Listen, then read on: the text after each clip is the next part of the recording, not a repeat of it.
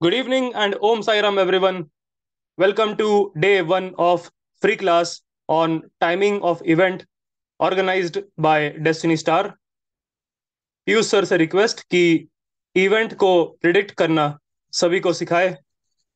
Over to Piyush sir. Thank you और सभी participants को मेरा नमस्कार। ठीक है। तो आज का हमारा क्लास जो है टाइमिंग के ऊपर है कि टाइम कैसे करना है इवेंट को। और स्पेशली हम लोग मैरिज टाइमिंग पे बात करेंगे। बहुत सारे मेथड होते हैं बट मैं आज एक मेथड आपको सिखाऊंगा। एक बार शायद मैंने कभी डिस्कस भी किया होगा, फ्री क्लास में तो नहीं किया, शायद पेड में कभी किया। ठीक। लेकिन उसको करेंगे और आप लोग प्रॉपरली इसको देखते रहिएगा। बहुत ऐसा कोई टिपिकल नहीं, बहुत ईजी है। अब देखिए टाइमिंग में क्या होता है, बहुत सारी चीज़ें हैं। ठीक। कभी भी आपको कोई ऐसा मेथड टाइमिंग का नहीं मिलेगा कि जो बिल्कुल एकदम 100% की बस ये एक मेथड लगाया हो। आपके पास दो तीन मेथड तो होने ही चाहिए एक्यूरेसी के लिए। ठीक है। इसके बाद सबसे कॉमन फैक्टर होता है दशा अंतरदशा लगाना। ठीक है। दशा अंतरदशा में भी एक चीज है, डायरेक्टली दशा भी बहुत कंफ्यूजिंग होती है। तो आप डायरेक्टली अगर दशा लगाएंगे तो कंफ्यूजन बहुत रहता है, अनलेस और अनटिल आपके पास सपोर्ट में कुछ हो। समझ रहे हैं? तो वो भी एक बात है। तो कभी भी जब आप टाइम करने जाएं तो ये चीज आप जरूर देखें कि क्या कहते हैं, आपके पास दो तीन मेथड होने चाहिए उसको टाइम करने के लिए किसी भी इवेंट को। और रिपीटेड प्रैक्टिस होना चाहिए। ठीक। तभी आप एक्यूरेसी तक पहुंच पाएंगे। और कोई भी मेथड 100% नहीं होता। अगर 80% भी वो काम कर रहा है, 75 से 80%, तो आप समझ जाइए वो सही है। और अगर आपके पास दो तीन टेक्निक्स होंगी तो उससे आप कंफर्म कर सकते हैं। एक चीज और भी होती है, कम से कम किसी भी मेथड पे आप 15 से 20 चार्ट पे जरूर प्रैक्टिस करें। उससे होता क्या है कि आपको उसमें फ्लॉस पता चल जाएंगे। चलिए 75% काम कर रहा है, मान लेते हैं 80%। 20% जो काम नहीं कर रहा उसमें कहाँ वेरिएशन आ रहा है, कितना वेरिएशन आ रहा है। तो उससे आपको एक्सपीरियंस हो जाएगा कि अच्छा 20% चार्ट में काम। क्योंकि कभी भी कोई मेथड ऐसा नहीं होगा कि 100% काम करे। और कभी भी ऐसा भी नहीं होगा कि क्या बोलते हैं पूरी तरीके से फेल। वेरिएशन आ सकते हैं। पूरे तरीके से फेल तो 2 4 5% केस में हो सकता है, बस आप ही जान। तो उसके करने से आपको ये पता चल जाता है कि हाँ, जब आप 10 बाई 20 चार्ट पे प्रैक्टिस कर लेंगे, अच्छा इतने पे आप ये 75% एक्यूरेटली काम किया। बचे 25% केसेस में जहाँ ये नहीं काम कर रहा है पूरी तरीके से, वहाँ क्या वेरिएशन आ रहा है, कितना आ रहा है। पूरा तो फेल होगा नहीं। तो उससे आपको एक हिंट मिल जाएगा, अच्छा इतना वेरिएशन आ सकता है और इसको इस तरीके से हम एडजस्ट कर सकते हैं। ठीक है। या हम और दूसरे मेथड लगा के इस तरीके से फिर कंफर्मेशन कर सकते हैं। ये आपको पता चल जाएगा। ठीक। ये सारी चीजें हैं। इसलिए कोई भी मेथड हो बिना प्रैक्टिस के उसको अप्लाई करना ठीक नहीं। तो 15 20 चार्ट पे आप जरूर प्रैक्टिस कीजिए, और प्रैक्टिस करने के बाद ही आपको पूरी तरीके से हिंट या अंदाजा मिलेगा। ये ध्यान रखिए। आप कुछ मैं आपको बेसिक बताता हूँ, उसके बाद हम आएंगे। सबसे पहले हम देखेंगे कि मैरिज को कैसे टाइम करते हैं नॉमांस चार्ट। ठीक। क्योंकि नॉमांस चार्ट जो होता है वो बेसिकली रिलेशनशिप के लिए। तो आप देखिए हमारे 12 हाउस, जो हमारे 12 के 12 भाव हैं उसमें से सेवन्थ हाउस मैरिज का है। सेवन्थ हाउस बताता है basically marriage. Seventh house, seventh Lord, marriage कब होगी, क्या होगा, मैरिड लाइफ कैसा रहेगा, वो सब सेवन्थ हाउस। इसके अलावा सेवन्थ लॉर्ड, ये तीन फैक्टर बहुत important. Seventh house, seventh lord और मैरिज का कारक। तो मैरिज का कारक भी हम वीनस को लेते हैं। मेल हो या फीमेल हो, दोनों ही केस में मैरिज का कारक वीनस को लेंगे, ये ध्यान रखें। मैरिज होगी कि नहीं होगी इसके लिए वीनस रिस्पॉन्सिबल। ठीक। हाँ। अब उसके बाद डिफ्रेंशिएट जब हम करते हैं ना, कि मेल के लिए वाइफ को देखना है तब वीनस को देखते हैं, फीमेल के लिए हस्बैंड को देखना है तो जुपिटर देखते हैं, नाड़ी वाले मार्स को देखते हैं। ठीक है। ये डिफरेंस है। बट इन जनरल मेल हो या फीमेल, मैरिज होगा कि नहीं होगा दोनों ही केस में आपका जो रिस्पॉन्सिबल प्लेनेट है वीनस है, तो इसको लेके कोई डाउट मत रखिए। अक्सर कुछ लोगों को डाउट रहता है कि अरे मेल के लिए क्या देखना है, फीमेल के लिए क्या देखना है। तो दोनों केस में मैरिज होने के लिए आपको वीनस देखना है, याद रखिए। तो सेवेंथ हाउस, सेवेंथ लॉर्ड, ठीक है, और वीनस, ये तीन इंपॉर्टेंट। ओके। और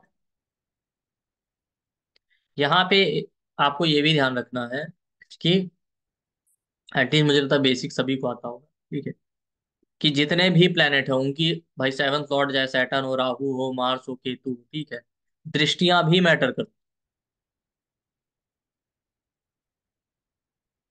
ठीक। तो हर प्लेनेट की जो है अपनी अपनी दृष्टि होती है, जिसमें से जितने प्लेनेट है उनमें सबकी कॉमन जो दृष्टि है, ग्रह दृष्टि, वो सातवीं दृष्टि है। कोई प्लेनेट जिस हाउस में बैठा है वहां से सेवंथ हाउस को एस्पेक्ट करता है। देखिए आप लोग पूरा क्लास ध्यान से सुनिएगा, और जितने क्वेश्चन आंसर होंगे वो लास्ट में लेंगे, उसको लेके कोई डाउट मत रखिएगा। पहले ध्यान से समझ लीजिए, बहुत इंपॉर्टेंट है कि मैरिज को किस तरीके से टाइम करना। अक्सर आप लोग कंफ्यूज रहते हैं।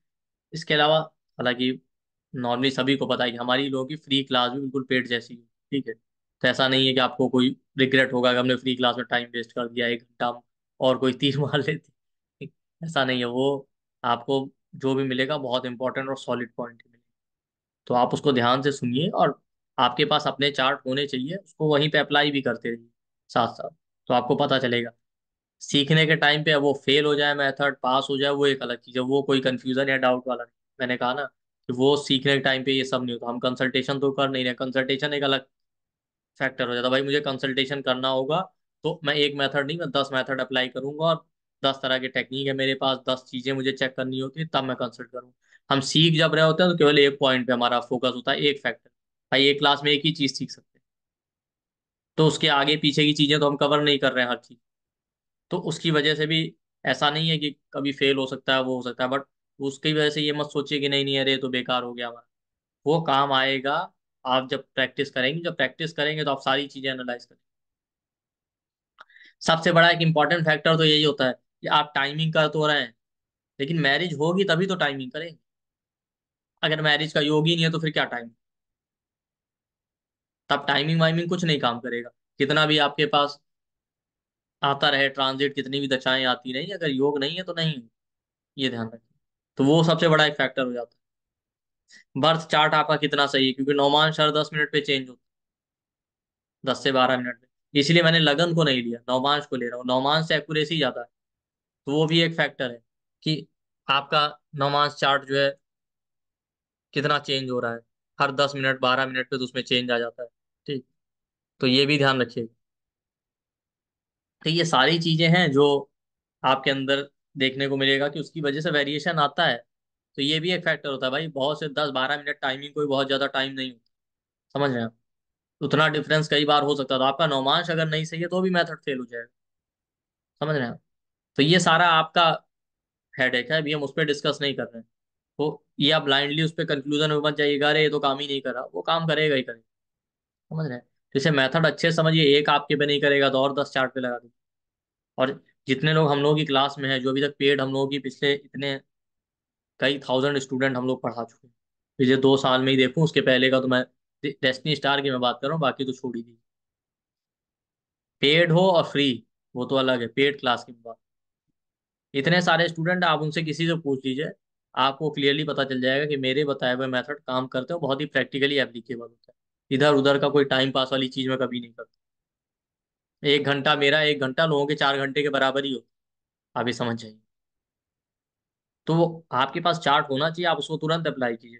फेल हो जाए बाद में दूसरे तीसरे चार्ट पे अप्लाई कीजिएगा, क्योंकि उस समय अप्लाई करने का रीजन ये है कि आपको पता चल जाएगा कि हाँ इसको कैसे यूज करना, बस दिमाग में आपके बैठ जाता है।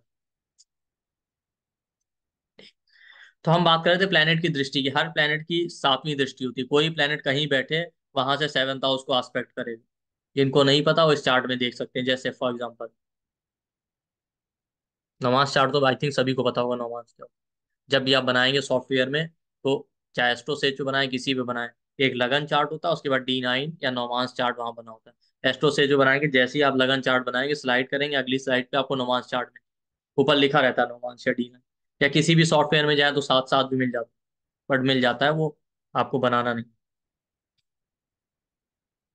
तो दृष्टि इस तरीके से देखते हैं, जैसे सैटर्न यहाँ बैठा।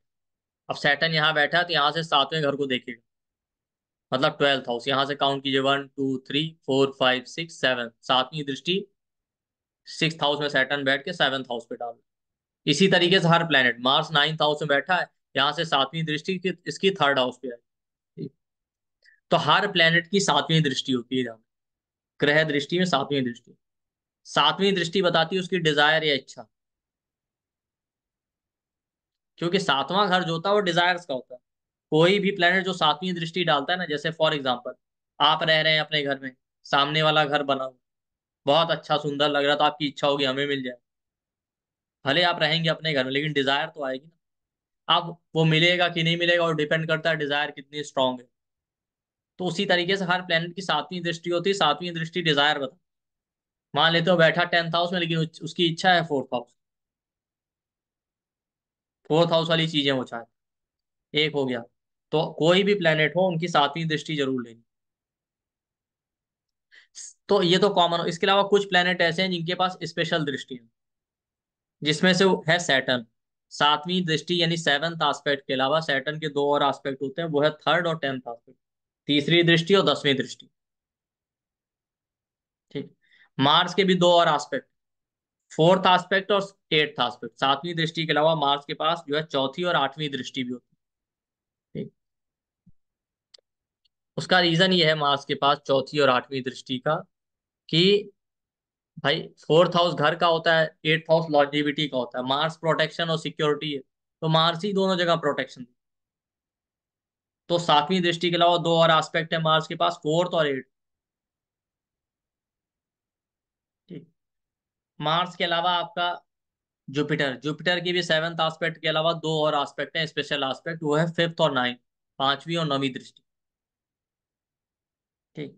तो ये सारे प्लेनेट ऐसे हैं जिनके दो दो स्पेशल एस्पेक्ट हैं 7th के अलावा, तो टोटल 3 एस्पेक्ट हो गए। राहु केतु हैं, उनके भी 5th और 9th एस्पेक्ट होते हैं। अब कुछ लोग कहते हैं केतु का लेना चाहिए नहीं लेना चाहिए, ऐसे लेना चाहिए। ठीक है। 5th और 9th एस्पेक्ट राहु और केतु के। सातवां, राहु केतु के केस में 7th एस्पेक्ट का कोई मतलब इसलिए नहीं रह जाता क्योंकि वो दोनों आमने सामने। तो अगर आप उनका 7th एस्पेक्ट कंसीडर करते हैं तो इस तरीके से तो वो हाउस हमेशा ही खराब हो जाए, प्रैक्टिकली देखें। तो उनके 7th एस्पेक्ट का कोई बहुत ज्यादा मीनिंग नहीं होता है। बट 5th और 9th एस्पेक्ट उनका लीजिए। ठीक। और कोई प्लान बचा? मरकरी बचा है, वीनस बचा, सन और मून। मरकरी, वीनस, सन और मून, ये चार प्लेनेट ऐसे हैं जिनकी सिर्फ एक दृष्टि होती है, सातवीं दृष्टि। तो सभी की होती है, स्पेशल कोई एस्पेक्ट इनके पास नहीं। क्लियर हो? तो यहां से आप देख सकते हैं। अब ये दृष्टियां काम आएंगी अभी टाइमिंग में आपको। ठीक। कि किस तरीके से हमें टाइम करना है, किस तरीके से नहीं करना। बट ये एस्पेक्ट आपको पता होना चाहिए, ये एस्ट्रोलॉजी का बिल्कुल बेसिक पार्ट। ये तो हो गई ग्रह दृष्टि। इसी तरीके से राशियों की भी दृष्टि हो। ठीक। राशि दृष्टि जो होती है वो परमानेंट मानी जाती है, कि कोई प्लेनेट किसी राशि में बैठ के किसी राशि को एस्पेक्ट कर रहा है, वो परमानेंट होता है, वो ज्यादा स्ट्रॉन्ग कनेक्शन। वो बेसिकली जेमिनी एस्ट्रोलॉजी का पार्ट है, बट वो हम यहाँ पे कवर नहीं कर रहे हैं, अदरवाइज वो कंफ्यूजन ज्यादा हो जाएगा। उसका अभी कोई ज्यादा बहुत यूज नहीं है। एक ब्रीफ में अगर आपको सुनना है तो मैं बता सकता हूँ कि फिक्स साइन जो होते हैं वो मूवेबल साइन को एस्पेक्ट करते हैं। अगर प्लेनेट मतलब स्थिर जो राशियां, 2, 5, 8, 11, 2, 5, 8, 11, 2 नंबर टॉरस, 5 नंबर लियो, 8 नंबर स्कॉर्पियो, 11 नंबर आपका एक्वेरियस। ठीक। ये फिक्स साइन है, इनमें कोई प्लेनेट बैठे, ठीक है, तो वो दृष्टि डालेगा चर राशियों पे। 1, 4, 7, 10 राशियां जहां आपके चार्ट। बट प्लेनेट होना चाहिए तभी ये दृष्टि कंसीडर की जाएगी राशि वाली, अदरवाइज नहीं। तो मान लेते हैं टॉरस में कोई प्लेनेट है, तो आपके चार्ट में कैंसर जहां बैठा है उस पर दृष्टि डाले। ठीक। ये ध्यान रखें। इसी तरीके से चर राशियां यानी मूवेबल साइन जो है 1, 4, 7, 10, उसमें कोई प्लेनेट है तो उसकी राशि दृष्टि फिक्स राशियों पे ली जाती है। 2, 5, 8, 11। तो सिंपल है, फिक्स वाले जो है मूवेबल को देखते हैं, मूवेबल वाले फिक्स को देखते हैं। एक्सेप्शन दोनों में ये है कि आगे पीछे हाउस को कंसीडर नहीं करते। जैसे मैं आपको चार्ट पे दिखा, जैसे यहाँ पे देखिए, मार्स वीनस बैठे हैं एक्वेरियस में। ठीक। अब ये फिक्स साइन है एक्वेरियस। तो इसकी राशि दृष्टि, ग्रह दृष्टि की बात नहीं कर रहे हैं, यहां से राशि दृष्टि इसकी किन किन राशियों पे पड़ सकती है? चार राशियों पे पड़ेगी, क्योंकि फिक्स साइन में बैठे हैं। तो 1, 4, 7 और 10 चार राशि इन पे पड़ सकती है। तो 1 में कोई प्लेनेट है नहीं है, 4 में है कोई नहीं है, 7 में है कोई नहीं है, 10 में है। लेकिन 10 में नहीं लेंगे। क्यों? क्योंकि आगे और पीछे हाउस पे दृष्टि नहीं ली जाती, इसलिए 1 4 7 राशियों में होता तो इसकी दृष्टि मानते।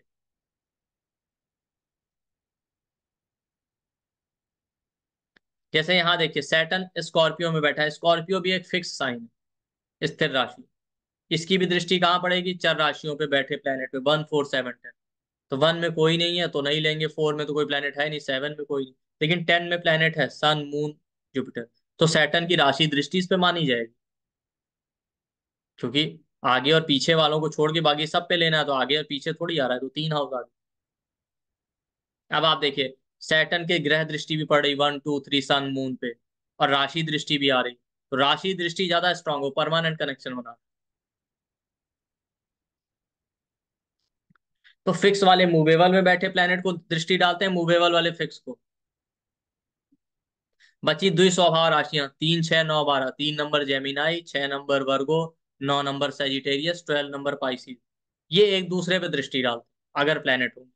तो जैसे मरकरी सेजिटेरियस में द्विस्वभाव राशि, तो ये 12 number Pisces, 3 number Gemini, 6 number Virgo पे डाले अगर उनमें प्लेनेट होते। आज काम नहीं था, बट फिर भी मैंने आपको पढ़ा दिया, चलिए कभी तो काम आएगा। नॉर्मल चार्ट रीडिंग में इसको यूज करते हैं। कोई प्लेनेट किसी हाउस, किसी प्लेनेट पे राशि दृष्टि डाल रहा है, वो ज्यादा स्ट्रॉन्ग कनेक्शन बनाएगा। मान लेते हैं आपके किसी चार्ट में मार्स बैठ रहा है किसी हाउस में, उस पर सैटर्न की राशि दृष्टि बन जाए तो प्रॉब्लम देगा, क्योंकि वो स्ट्रॉन्ग कनेक्शन बना रहा है। राशि दृष्टि आप इस तरीके से समझिए कि ग्रह दृष्टि क्या है। आप रहते हैं एक जगह, कोई आदमी रोज आपके घर के आगे निकल रहा है, आप पे नजर पड़ रही, तो उसका इतना स्ट्रॉन्ग कनेक्शन थोड़ी होगा, थोड़ा बहुत इंपैक्ट पड़ सकता है। लेकिन कोई आदमी सामने वाले घर में ही रहने लगे, फिर तब तो आपको उसको लगता है ना, अरे अब तो पड़ोसी बन गया, अब तो इससे अच्छे रखने हैं। तो राशि दृष्टि इस तरीके से। एक चार्ट में मैं आपको और समझा दूं।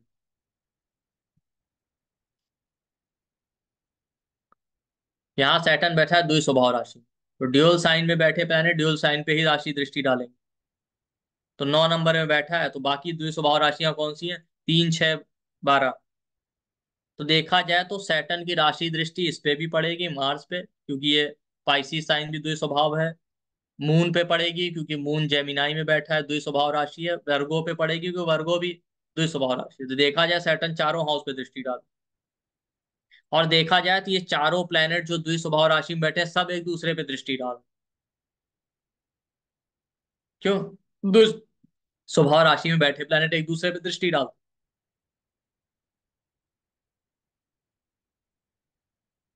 तो सैटर्न मार्स का इंपैक्ट भी आपको 4th हाउस में मिलेगा, मार्स मून का इंपैक्ट 7th हाउस पे मिलेगा, और एक दूसरे पे सब इंपैक्ट डाल। चारों का इंपैक्ट चारों हाउस में थोड़ा बहुत मिलेगा अपनी दशा अंतर दशा के।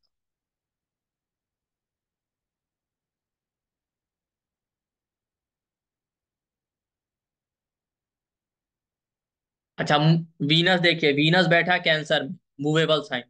मूवेबल साइन में बैठे प्लैनेट फिक्स साइन में बैठे प्लैनेट पे दृष्टि डालते हैं, केवल आगे पीछे वालों को। तो कैंसर के आगे कौन है? लियो। फिक्स राशि है, उसमें सन बैठा है, बट उस पर दृष्टि नहीं लेंगे वीनस की। है तो भले लियो फिक्स साइन, क्योंकि ठीक आगे आगे। बाकी हाउस में देखिए, बाकी हाउस में आप देखें तो 2 नंबर टॉरस में जुपिटर बैठा, ये भी फिक्स साइन है। तो वीनस की राशि दृष्टि इस पे ली जाएगी। वीनस की राशि दृष्टि राहु पे भी पड़ेगी, क्योंकि राहु भी एक्वेरियस में बैठा है, फिक्स राशि। इसी तरीके से जुपिटर टॉरस में बैठा है, फिक्स राशि। फिक्स राशि चर राशि पे बैठे प्लेनेट या मूवेबल साइन में बैठे प्लेनेट पे राशि दृष्टि डालती है। ठीक, तो जुपिटर की राशि दृष्टि कहाँ आएगी? कैंसर में वीनस बैठे। तो वीनस और जुपिटर दोनों एक दूसरे से संबंध बना रहे हैं। और जुपिटर की राशि दृष्टि जो है, हाँ इस पे ही आएगी, और तो कोई है नहीं प्लेनेट। तो ये राशि दृष्टि का कॉन्सेप्ट है, ये नॉर्मल एस्ट्रोलॉजी में भी यूज होता है रीडिंग। ठीक है, जैसे हम ग्रह दृष्टि देखते हैं, अब कौन सा प्लेनेट किस हाउस पे राशि दृष्टि डाल रहा है, मेलेफिक है कि बेनेफिक है, वहां से आपके इम्पैक्ट चेंज होते रहेंगे।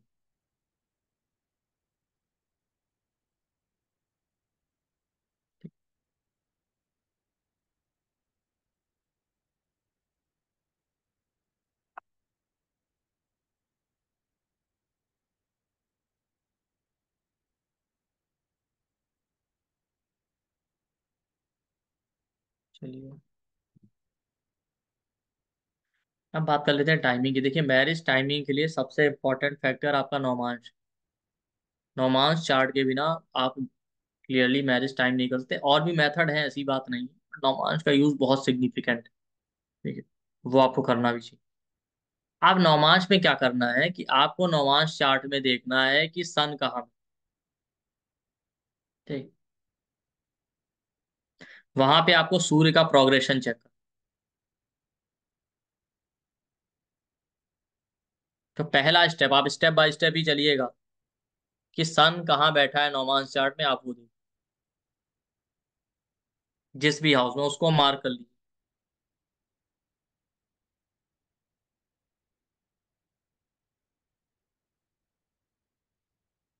नौमांश चार्ट एक ऐसा इंपॉर्टेंट चार्ट है जिससे आप बहुत सारी चीजें देख सकते हैं, टाइमिंग, यहाँ तक कि लॉन्जिविटी, डेथ टाइमिंग, आपकी लाइफ में कब ऐसे क्रिटिकल सिचुएशन आ सकते हैं, वो भी आप नौमांश से टाइम कर सकते हैं। ठीक है, हालांकि उसके लिए मेथड दूसरा होता है। वहां पे जैसे हम यहाँ पे सन को यूज कर रहे हैं, वहां पे मून को यूज कर रहे हैं। लेकिन वो दूसरा एक तरीका है, वो इस तरीके पर उसमें मून का यूज होता है, प्रोग्रेशन। तो मैरिज के केस में आप देखिए नौमांश में सन कहाँ बैठा है, और नौमांश हमेशा करेक्ट होना चाहिए। 10 से 12 डिग्री, बस 10 से 12 मिनट का टाइम में डिफरेंस आएगा तो नौमांश आपका चेंज हो जाएगा। ये ध्यान रखिए। ठीक है, नौमांश को रेक्टिफाई करने के बहुत सारे मेथड होते हैं, जिसमें से एक सबसे अच्छा मेथड है आपके चार्ट को रेक्टिफाई करने का, वो प्राण पद वाला। आप लोगों ने शायद ना सुना हो, क्योंकि प्राण पद जो होता है वो बताता है कि आपका बर्थ एनिमल उसमें हुआ है कि ह्यूमन बीइंग में हुआ है। वो बेसिकली आपके प्राण के फ्लो को रिप्रेजेंट। नौमांश तो 10 से 12 मिनट में भी चेंज हो जाता है, प्राण पद तो हर 6 मिनट पे चेंज होता है। तो अगर आप उसको सही कर लेते हैं तो आपका ओवरऑल चार्ट वैसे ही काफी हद तक सही है।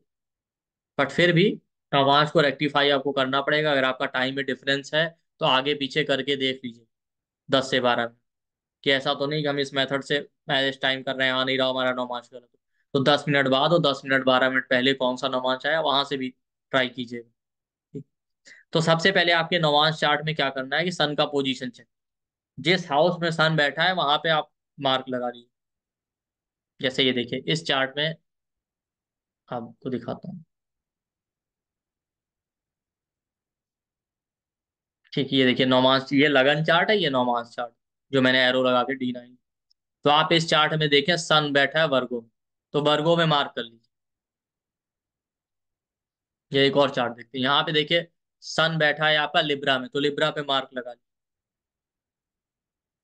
इस तरीके से जिस भी हाउस और राशि में, जैसे इस चार्ट में देखिए नौमांश में सिर्फ आपको नौमांश देखना और कुछ नहीं देखना, लगन वगन देखना ही नहीं। नौमांश के 6th हाउस और पाइसिस में बैठा, वहां मार्क कर लीजिए।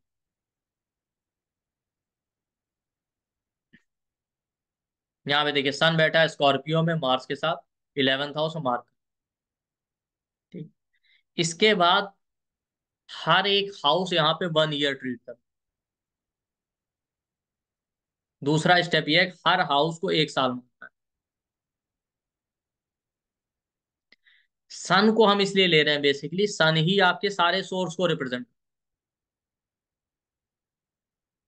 ये समझ जाइए। जितने भी रिसोर्सेज हैं वो सन के अंडर में आते हैं। नेचर भी आप देखिए, सनलाइट आती है तो हमारा जीवन स्टार्ट होता है, दिन स्टार्ट होता है, प्लांट अपना फोटोसिंथेसिस करते हैं, सबका सब सारे रिसोर्सेज। आप जब चार्ट रीड करते हैं ना, तो लगन चार्ट देखते हैं, मून चार्ट देखते हैं, सूर्य कुंडली भी देखते हैं। मून तो आपका लॉन्जिविटी और ये सब है, लगन आपका फिजिकल मैनिफेस्टेशन। रिसोर्सेज तो सारे सन के पास हैं। तो चाहे आप सूर्य कुंडली अलग से बनाए या सन की पोजीशन से सारे हाउस देखें, आपको ह्यूज वेल्थ कहाँ से मिलेगा, कैसे मिलेगा, वो सब वेल्थ के लिए सबसे इंपॉर्टेंट सन है। बिना सन को एग्जामिन किया वेल्थ देख ही नहीं सकते। क्यों? क्योंकि सन जो है बेसिकली आपका गवर्नमेंट है, अथॉरिटी है। आप इस कंट्री में फॉर एग्जांपल राजा हैं। आप प्राइवेट काम करें, स्टार्टअप करें, बिजनेस करें, लेकिन कंट्रोल तो सारा गवर्नमेंट का है ना। तो रिसोर्सेज तो उसके ही पास है।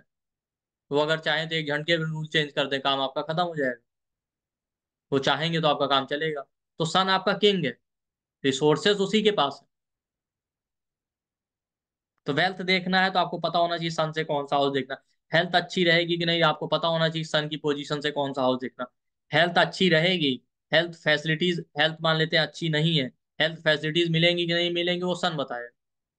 या हेल्थ फैसिलिटी आपके पास है, अवेलेबल है, आपको मिल नहीं रही, या अवेलेबल ही नहीं। आपको क्या लगता है लगन से आप मैरिज देखते हैं? लगन से तो पता चल जाएगा मैरिज होगा कि नहीं होगा, वो सन पता है। जिससे भगवान, सन क्योंकि क्या है, सन एक तरह का गॉड है। भाई जितने ग्रहों में राजा है वो तो सूर्य है। आप कुछ भी करें, होता हुआ है जो राजा डिसाइड कर। भाई, अच्छा आप बहुत पैसे वाले हैं, एक दिन मोदी जी आए रात में 8 बजे, उनका हम नोट बंद कर दे रहे हैं, खत्म हो गया ना सब। कुछ कर पाए आप? आपने कहा नहीं नहीं हम तो नहीं देंगे अपना नोट, मत दीजिए। लगन से आपने देखा, योग मून से देखा। वैसे तो सबसे इंपॉर्टेंट लगन और चंद्र कुंडली दोनों ही देखना चाहिए। पहले आप देखिए सारे जो पुराने चार्ट वार्ट बने आते तो उनमें दोनों अलग अलग बने। उसके अलावा सब सन कुछ सूर्य की पोजीशन और वहां से हाउसेस बहुत मैटर, कि जब आपके पास रिसोर्सेज होंगे तभी तो आप कुछ करेंगे। अब हेल्थ के लिए रिसोर्स अवेलेबल नहीं, क्या करेंगे? आप लगन से मून चार्ट से आप वेल्थ देख रहे हैं कि वेल्थ इस आदमी को बहुत है, कैसे है, कम है, ज्यादा है। बट उसके लिए रिसोर्स क्या है, वो तो सन बताएगा ना। अगर रिसोर्स ही नहीं अवेलेबल है तो, या जो रिसोर्स है वही आपको सपोर्ट नहीं कर, तब क्या करेंगे? जब तक रिसोर्स अवेलेबल होगा तभी तक तो बना पाएंगे। ठीक है, मैरिज करना है, आपने लगन देखा, मून देखा, सब कुछ ठीक है। मून आपका मन है, मन चाहता है इससे करनी उससे करनी, सब कुछ ठीक है। लगन भी आपका फिजिकल वो है बिहेवियर। लेकिन आपके चाहने से होती थोड़ी है। आप खुद सोचिए ना, आपका एक रिलेशन होता है, दो होता है, एक ब्रेकअप हुआ, दो ब्रेकअप हुआ, फाइनली होती वहां है जहाँ पे ईश्वर चाहता है। तो सन भगवान की तरह है, ग्रहों का राजा है। फाइनली जो डिसाइड कर देगा होगा वही। जहाँ ईश्वर चाहेंगे मैरिज होना, होता वहीं पे। आप अपना कितना भी जोर लगा लें, अगर आपके लव मैरिज होने होंगे तो हो जाएंगे, नहीं होने होंगे आपकी पसंद के तो नहीं। आप हमेशा लगन उगन देखते रहते हैं बस, उसी में आप खेलते रहेंगे, नहीं नहीं हमारा सेवंथ हाउस ऐसा है, सेवंथ लॉर्ड ऐसा है। तो सब ठीक है, फाइनल डिसाइडर सन होने वाला है। आज के बाद जब भी चार्ट देखिए आप टेस्ट करके देखिए।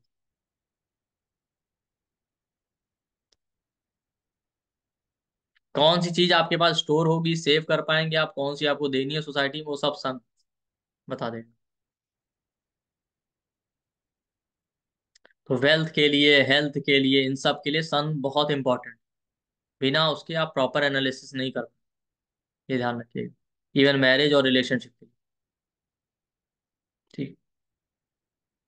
ये महर्षि जैमिनी ने आच्छादन दृष्टि बताई। ठीक है? कि हर ग्रहों की एक तो डिजायर होती है एक्सटर्नल, एक इंटरनल डिजायर, वो ये वाली दृष्टियां नहीं होती। ठीक है? तो उसमें जो है सैटर्न राहु केतु की नहीं, बाकी हर प्लेनेट की अपनी एक एक इंटरनल डिजायर। जैसे वीनस है, वीनस मैरिज का कारक जरूर है। वीनस आपके सीमेन और रिप्रोडक्टिव पार्ट को रिप्रेजेंट, तो बताते हैं कि वीनस का जो हिडन डिजायर है ना, आच्छादन दृष्टि, वो है चाइल्ड बर्थ, रिप्रोडक्शन करना। इसलिए वो रिलेशनशिप और मैरिज चाहता है। इसी तरीके से हर प्लेनेट का है। तो मैरिज किससे होगी क्या होगी ना, फाइनली सन डिसाइड करता है, आप और कोई नहीं डिसाइड। इसलिए सन इतना इंपॉर्टेंट, सारे रिसोर्सेज सन के पास। इसीलिए यहाँ पे हम इस मेथड में नौमांश को यूज,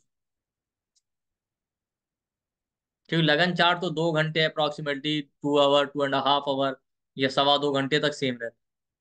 लेकिन नौमांश तो 10 मिनट के फाइन रेंज में आ जाए।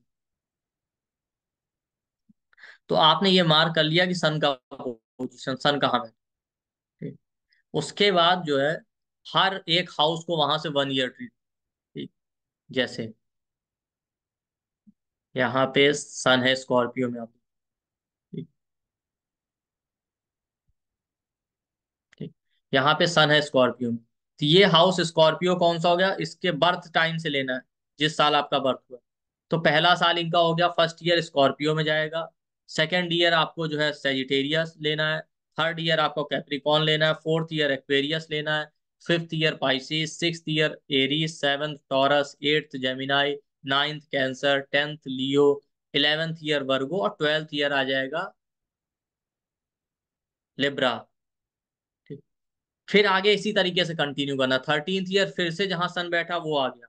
14th ईयर आपका Sagittarius, 15th Capricorn, 16th Aquarius, 17th taurus, sorry Pisces, 18th Aries, 19th जो है आपका taurus, 20th year Gemini, 21st cancer, 22 लियो, 23 वर्गो, 24 जो है आपका लिब्रा, फिर और आगे फिर कंटिन्यू करना है, 25 आपका स्कॉर्पियो आगे।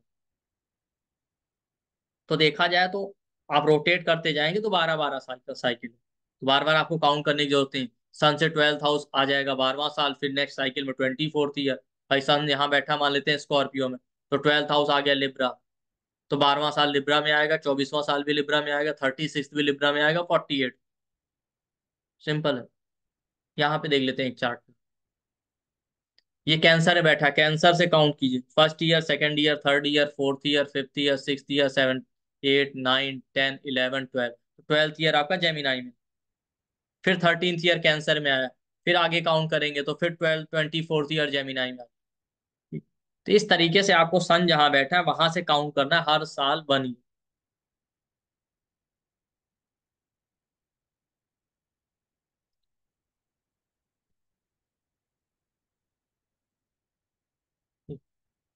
इस काउंटिंग में अगर किसी को अभी कंफ्यूजन है तो हैंड रेज कीजिएगा, बस काउंटिंग, क्योंकि उसके बाद हम देखते हैं अभी टाइमिंग में कौन से प्लेनेट हमें लेने हैं, कौन सा हाउस लेना है, ठीक है। क्योंकि अगर टाइमिंग आप नहीं, अगर आप काउंट नहीं कर पाएंगे तो फिर बेकार है, कोई मतलब। सिर्फ काउंटिंग वाले, बाकी क्वेश्चन नहीं लेंगे, ये ध्यान रखिए।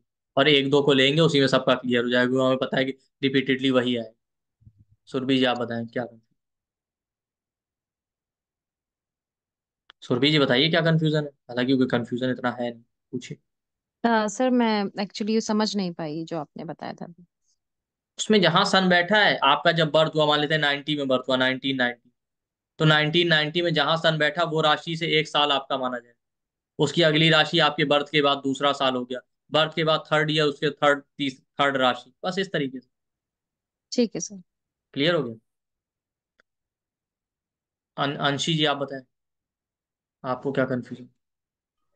थैंक यू सर, बस वही जो उन्होंने पूछा ना, वही कंफ्यूजन मेरा भी था। हाँ, जिस जो ईयर आपका बर्थ का वहां से काउंट शुरू, जहां सन बैठा, बस काउंटिंग आपको सन वाले हाउस से कर। सीमा जी आप बताएं। सीमा जी बताइए थोड़ा जल्दी। जी, अनम्यूट सीमा। कीजिए सीमा जी। चलिए उत्तम जी आप बताएं।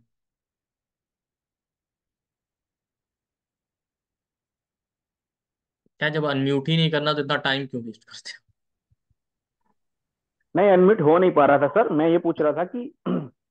ये जो आप बता रहे हैं कि ईयर गिनने हैं, वो नवमास कुंडली के सन से गिनने हैं या लग्न कुंडली के सन नहीं से नहीं, गिनने हैं? नौमांश से ही हम सब कुछ नौमांश पे कर रहे हैं, ठीक है।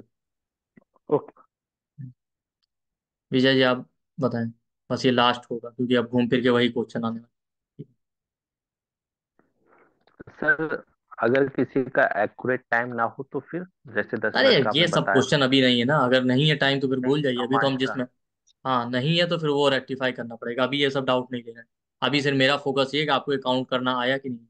ठीक है, अभी हम जो मेथड सीख, अभी इनको, हाँ ठीक है। विद्या जी आप बताएं। इन क्वेश्चंस का भी कोई लॉजिक नहीं। अब टाइम नहीं है, नहीं, वो सब बाद में भी लास्ट में क्वेश्चन आंसर सेशन होगा तो उसमें सारा लेंगे। बताएं विद्या।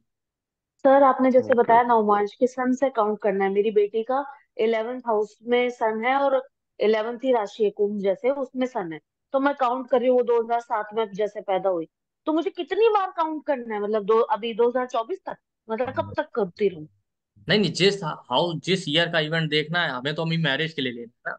अभी तो हम सीखेंगे अभी बस, तो अभी वो तो 16 साल की है, जैसे हाँ अभी तो तो वो अभी, 16 ईयर की है। तो अरे अभी कैसे मैरिज, पता? अरे एक मिनट, अभी मैंने मैरिज थोड़ी सिखाया, मैरिज कैसे टाइम, अभी तो मैंने सिर्फ आपको काउंटिंग बताया। अभी रुके रहिए, ठीक। बाकी क्वेश्चन लास्ट में लेंगे कि अगर किसी के पास टाइम नहीं है, टाइम है, वो सब बात की बात है, ठीक है। अभी तो सिर्फ ये काउंटिंग का मैं। अब देखिए, काउंट करते करते आप बार बार रोटेट करते रहेंगे तो सिंपल सी बात है। अब यहाँ पे एक चीज है, मैरिज का प्रोबेबल एज क्या हो। मैरिज का प्रोबेबल एज आपके पास जो आएगा वो आएगा 24 से 32 के बीच। ऐसा क्यों? उसका रीजन ये है कि आपको हार्डली कोई केस मिलेगा जब 24 23 से पहले हो रहा होगा। चलिए मान लेते हैं प्रोबेबिलिटी है कि 20 साल में, वैसे होता नहीं, आपको आज देश काल पात्र के हिसाब से प्रिडिक्शन करना, ठीक है। अगर 20 से पहले मैरिज हो रहा तो फिर अर्ली मैरिज हो गया, रेयर केस मिलेगा आपको, आज के टाइम कौन मिलता है, ठीक है। बहुत अर्ली हो गया, पहले भले हुआ होगा। हम आज की बात करें, हालांकि जो अर्ली मैरिज वाले होंगे वो भी आज, ठीक है। तो बात ये है कि 20 साल के पहले तो अर्ली मैरिज हो गया, तो पहले तो आपको चार्ट में फिर ये चेक करना पड़ेगा इतनी अर्ली मैरिज का योग है भी क्या। दूसरा 32 के बाद मैंने क्यों कहा, अगर 32 के ऊपर जा रहा है, मान लेते चलिए 34 ले लिया मैंने, 24 से 34 का रेंज, 34 के ऊपर जा रहा है तो डिले मैरिज का केस है।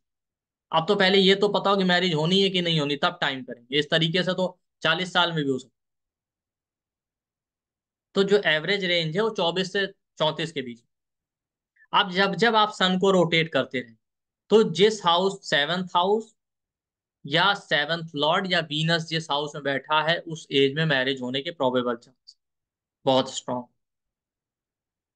आपको नोट करना पड़ेगा और उसमें से फिर कट करना पड़ेगा कौन सी एज में। ये तीन प्रोमिनेंट एज में।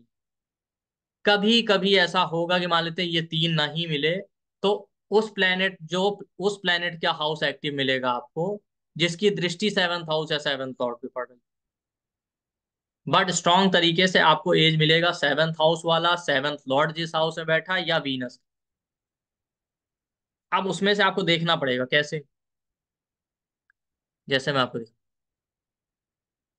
पहले आप हैबिट डालिएगा मैन्युअली कैलकुलेट करने का। अभी आप मेरी तरह ओरली तो कर नहीं पाएंगे, आप नोट कीजिए। जैसे यहाँ सन से काउंट करना शुरू किया, ठीक है। अब अगर आप सन से काउंट करें, सन बैठा है यहाँ पे कैंसर में, 1 2 3 4 5, तो फिफ्थ ईयर में वीनस जिस हाउस में बैठा वो आ रहा है। तो 5 साल में तो मैरिज नहीं होनी ना, इसको भूल जाइए। आगे चलते जाइए, सिक्स ईयर में सेजिटेरियस, सेवेंथ में कैप्रिकॉन, ठीक है। एट्थ में आपका एक्वेरियस, नाइन्थ में जो है पाइसीज कहे जा रहा है, नाइन्थ ईयर में पाइसीज में मरकरी बैठा है जो सेवंथ लॉर्ड, नौमांश का। 9वें साल में भी मैरिज नहीं होनी ना, तो इसको ही भूल जाइए। फिर आगे जाइए, 10th ईयर में एरीज एक्टिव होगा, 11th में टॉरस, और 12th ईयर में जाके सेवंथ हाउस एक्टिव हो जाएगा। लेकिन 12th में भी मैरिज नहीं होना, तो ये वाला साइकिल तो गया, 0 से 12 वाला साइकिल तो खत्म। उसमें तो मैरिज नहीं होना ना, हो सकता है बस, ठीक। फिर आगे काउंट किया, 13th ईयर में फिर कैंसर जहां सन में, 14th में लियो, 15th में वर्गो, 16th में लिब्रा, 17th ईयर में फिर स्कॉर्पियो एक्टिव हो रहा, वहां वीनस बैठा। क्योंकि वीनस बैठा है इसलिए 17वें साल में मैरिज हो सकती। बट अब अर्ली मैरिज पहले जो होते थे, तो भले आप इस मेथड को तब आप लीजिए कि हाँ 17वें में हो सकता है, 17th ईयर। अगर आज के टाइम में ये चांस भी बहुत कम है, तो आप ले सकते हैं, बट देखा जाए तो इसको इग्नोर ही कीजिए। फिर 18th ईयर में सेजिटेरियस एक्टिव हुआ, 19th में कैप्रिकॉन, और 20th में एक्वेरियस, ठीक है। 21 में पाइसीज एक्टिव हुआ जहां मरकरी बैठा है, तो सेवंथ लॉर्ड, तो 21 में मैरिज हो सकती है, ठीक। लेकिन वो भी बहुत अर्ली ही है। चलिए मान लेते हैं इसको ले भी लिया। 22 में एरीज, 23 में टॉरस, 24 में सेवंथ हाउस एक्टिव हो रहा है जेमिनाई, तो 24वां साल आइडियल एज है मैरिज, देखा। इस तरीके से रोटेट करते रहेंगे। आप और कैसे फिल्टर करेंगे, और फिल्टर करने का तरीका जैसे मैंने कहा कि 24 से 34 का है। चलिए मान लेते हैं मैं आपको और रेंज दे रहा हूँ, ठीक है। 20 से अभी क्वेश्चन आंसर नहीं दे रहे हैं भाई सैमसंग, 20 से 34 का ही ले लेते हैं। चलिए मैंने आपको ये भी दे दिया कि 20 में। लेकिन उसके बाद भी क्लाइंट कब आएगा वो भी तो देखना है। अब क्लाइंट आया आपके पास जब है, जब उसका एज 24 का हो गया, तो उसके पहले की एज तो वैसे भी चली गई। अगर 20 21 22 23 आ रहे, तो आपके पास ऑप्शन ही बचा 24 से 34। मैं ये नहीं कह रहा हूँ, यहाँ ध्यान रखिएगा 34 के बाद मैरिज, लेकिन 34 के बाद अगर मैरिज जा रहा है तो पहले आपको चार्ट देखना आना चाहिए कि डिले मैरिज का योग तो नहीं है इस चार्ट में, या मैरिज होनी ही नहीं है, डिनायल का योग तो नहीं। आप टाइम करते रहेंगे क्या फायदा हो, ठीक। तो मान लेते हैं अगर आपके, अब फिल्टर आउट करने का और थोड़ा सा तरीका, ये मान लेते हैं क्लाइंट आया, उसका एज ही 26 हो चुका। वो ज्यादातर लोग अपने मैरिज के एज में ही आते हैं ना पूछने कि भाई मैरिज करना है कब तक होगा। तो अगर मान लेते हैं 26 तक कोई एज आ भी रहा, तो वो तो वैसे ही हटा दीजिए। अब 26 के बाद की ही एज बचेंगी। तो अगर आप देखेंगे तो आपको हार्डली 2 एज आप फिल्टर आउट कर लो इतने सारे ग्रुप में से, कि 28 में होगा या 34 जो भी आ रहा हो, ठीक। जैसे इसी चार्ट में देखते हैं, ठीक।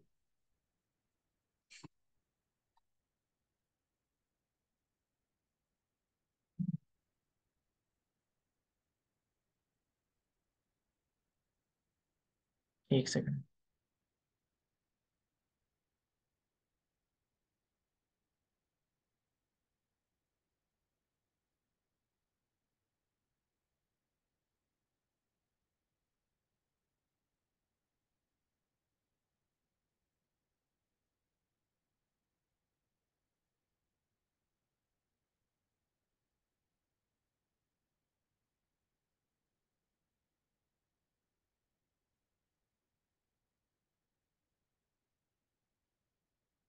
चलिए, जैसे मान लेते हैं ये चार्ट, अब इसमें देखिए, ठीक है। मान लेते हैं एक क्लाइंट आपके पास आ जाता है, 26 का इसका एज है, मैरिज का वो भी, तो आप सन से काउंट कीजिए और आपको अभी मैनुअली नोट करते रहिए। ठीक, यहाँ बैठा है सन इसका, कहाँ ये सन बैठा है कैप्रिकॉन में, ये एरो की वजह से दिख नहीं रहा होगा, ठीक है, कैप्रिकॉन में सन, ठीक। तो 0 से 12 साल तो खत्म हो गया, उसमें तो लेना नहीं। 13th ईयर से काउंट कीजिए, सन जहां बैठा वहां पे 13वां 13th ईयर फिर आ जाएगा, 12वां साल सेजिटेरियस में। 13th ईयर आया कैप्रिकॉन में, 14th एक्वेरियस में, 15th Pisces, 16th Aries, 17th taurus, 18th Gemini, ठीक है, 19th कैंसर, 20th ईयर आ रहा लियो में, फिर वर्गो में 21st, लिब्रा में 22nd, ठीक है। 22nd ईयर यहाँ पे जुपिटर बैठा है जो नौमास का 7th लॉर्ड है, तो नोट कर लीजिए 22nd में मैरिज हो सकती है, आप नोट करते रहिए पेन से, 22nd ईयर, ठीक। 23rd ईयर में स्कॉर्पियो एक्टिव हो रहा, तो वीनस बैठा, 23rd में भी हो सकता है, तो देखा जाए 22 और 23 साल तो बहुत ही प्रॉमिनेंट। 24th ईयर में सेजिटेरियस एक्टिव हो रहा, कोई बात नहीं, है ही नहीं। 25th ईयर में फिर से कैप्रिकॉन एक्टिव हो, ठीक। 26th में एक्वेरियस, 27th में फिर पाइसिस एक्टिव हो, तो 27th में मैरिज हो सकता है, नोट कर लीजिए, क्योंकि पाइसिस 7th हाउस, ठीक है। 22nd 23rd वो, और 27th पाइसिस, 28th में एरीज, 29 में टॉरस, 30 में जेमिनाई, 31 में कैंसर, 32nd में लियो, 33rd में वर्गो, 34th में फिर जुपिटर जो 7th लॉर्ड बैठा है लिब्रा में वो एक्टिव हो, और 35th ईयर में वीनस एक्टिव हो रहा है स्कॉर्पियो, ठीक है। तो अगर देखिए आप क्या आया, 22nd और 23rd ईयर बहुत प्रोमिनेंट आया, 27th ईयर आया, और आई थिंक 32nd और 33rd ईयर ना। अब मान लेते हैं ये क्लाइंट आया ही आपके पास जो है 26 में, तो 22nd 23rd वाला एज तो चला गया ना। तो आपके पास अब क्या ऑप्शन बचा, आप उसको बता सकते हैं भाई 27 की एज में होगा या 32 की एज में होगा, बस। 32 के ऊपर अगर चला गया तो फिर समझ जाइए डिले में जा रहा है, आसान है, आपके पास दो एज आ गया बस प्रोमिनेंट। अगर यही क्लाइंट मान लेते हैं आता ही 27 28 की एज में, तब तो एक ही एज बचा है, आप बता दीजिए उसी में मैरिज होगा, और आप देख लीजिए जो एक दो रेंज आ जाएगी उसी में आपका मैरिज का एज निकल आएगा। अभी कुछ लोगों को डाउट होगा आप ये दो में से भी अगर फिक्स करना हो तो कैसे करें, हालांकि वो और ब्रॉडर में, लेकिन आप पहले इतना तो कर लें, वो भी बहुत आसान है, लेकिन पहले आप इतना सीख लें, इससे आसान आपको कुछ मिलेगा एक बार में आप काउंट करके बता सकते, इस तरीके से आपको टाइम, कि पहले आप ये देखिए क्लाइंट का एज क्या है, वो किस एज ग्रुप में है। अब कोई छोटे बच्चे का ही चार्ट में पूछने लगे भाई हमारा मैरिज कब हुआ, तो भी आपके पास इतना तो कॉमन सेंस है ही है कि आज के टाइम कौन 17 18 20 में करता है। हाँ, पहले की जो मैरिज हो गई तो वो भी आ जाएंगी, ऐसा नहीं है। जो 17th ईयर अगर आ रहा है इस मेथड में प्रोग्रेशन से, तो 17th में मैरिज हो सकता है, अगर पहले हुआ हो जिसका, तो वो देख सकता है।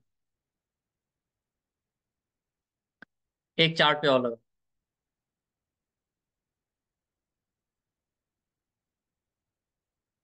देखिए यहाँ सन बैठा है एरीज में, ठीक, काउंट कीजिए तो 1 2 3 पाइसिस तक 12वां साल आ जाएगा, 0 से 12 तो गायब, कोई मतलब ही नहीं, ठीक है।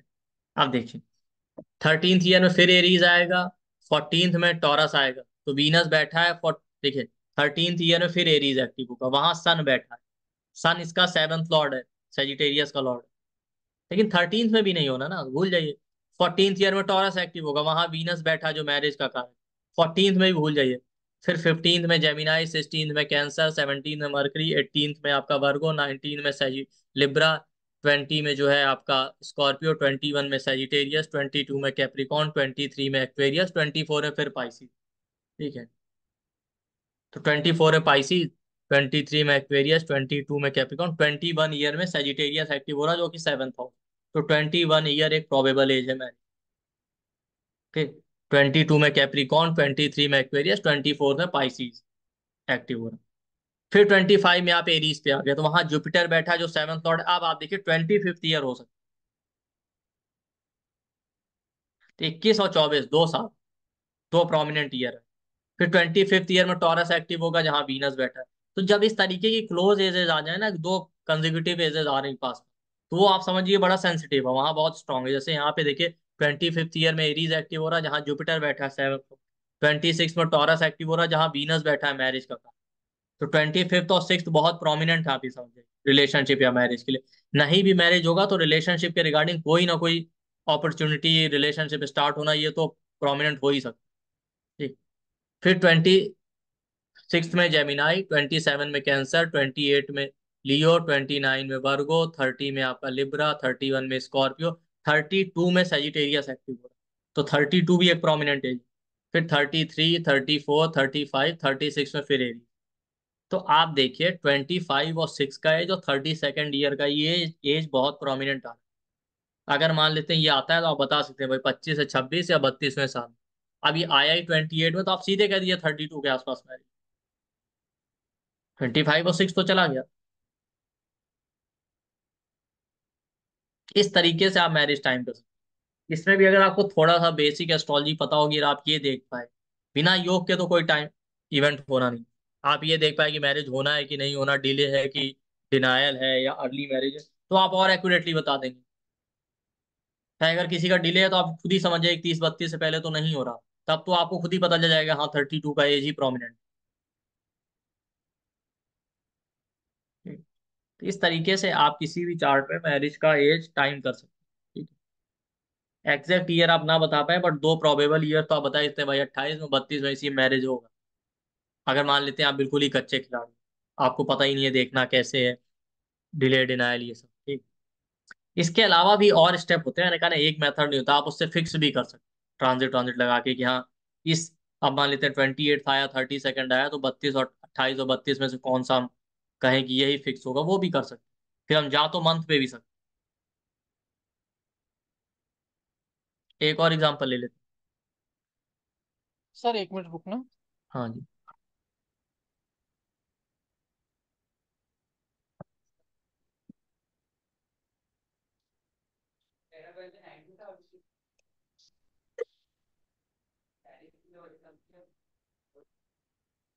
सर आप चालू रखिए, कुछ टेक्निकल इश्यू, आप चालू रखिए। हम्म। ठीक। अभी और इसको देखते हैं। ठीक। इसी तरीके से हम नॉर्मल से क्रिटिकल सिचुएशन लॉन्जिविटी कैलकुलेट करते हैं, उसमें मून का यूज करते हैं, बट वो मेथड अलग होता है। आप ये मत कीजिएगा मून को 1 साल ले लीजिए, ठीक है, वो नहीं काम करेगा। तो ये इस तरीके से आपको पता चलेगा। कुछ केसेस ऐसे मिलेंगे जहां पे वो हाउस जो 7th हाउस है, या जिस हाउस में 7th लॉर्ड बैठा है या वीनस बैठा है, उस एज में मैरिज नहीं हो रहा। उस केस में हो सकता है वो हाउस एक्टिव हो रहा हो, प्लेनेट जो 7th हाउस या 7th लॉर्ड पे दृष्टि डाल। कई बार आपको वो दिखेगा। से इस एग्जांपल में दिखाता हूँ अगर कुछ हो। हम्म, जैसे यहाँ पे देखिए, हालांकि हम स्ट्रॉन्ग एज वही लेंगे जो 7th हाउस 7th लॉर्ड या वीनस जिस हाउस में बैठे, ठीक, वो लेंगे। लेकिन कई बार कुछ केसेस में ऐसा मिलेगा, जैसे इस केस में आप देखिए, सैटर्न जो है दृष्टि डाल रहा है, 7वीं दृष्टि 7th एस्पेक्ट जुपिटर पे। जुपिटर 7th लॉर्ड है। तो सैटर्न जिस हाउस में बैठा है, जब उस हाउस की एज आई होगी तब भी मैरिज का इवेंट हो सकता है। बट मैंने आपको पहले कहा ये बहुत वीक चांस है, इस तरीके से तो बहुत सारी एजेस आती है। ठीक है। तो आप 7th हाउस 7th लॉर्ड और वीनस वाली एज प्रोमिनेंट लीजिएगा, बट किसी किसी के केस में ये हो सकता है जहां आपको लगे कि नहीं काम कर रहा है, तो आप ये देखिएगा कि वो प्लेनेट जो 7th हाउस या 7th लॉर्ड पे दृष्टि डाला उसके एक्टिवेशन पे भी मैरिज हो सकती है। तो आप यहाँ देखेंगे तो सैटर्न जो है 7th लॉर्ड जुपिटर पे 7th एस्पेक्ट डाल रहा है, ये देखिए। ठीक। और थर्ड एस्पेक्ट 1, 2, 3 7th हाउस पे डाल रहा है।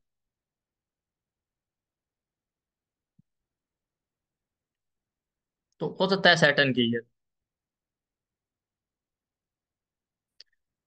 अब एक और इम्पोर्टेंट चीज है कि टाइमिंग तो आप देखें कि कभी भी कर ही रहे हैं, ठीक है? हमेशा ओवरऑल मैरिज के लिए ना अपना पार्टनर और ये सब कुछ भी देखना, उस पर नौमांश पे ही ज्यादा फोकस। एक्चुअल आपको जो बिहेवियर है, एक्चुअल जो चीजें हैं, वो नौमांश से ही पता चलती है।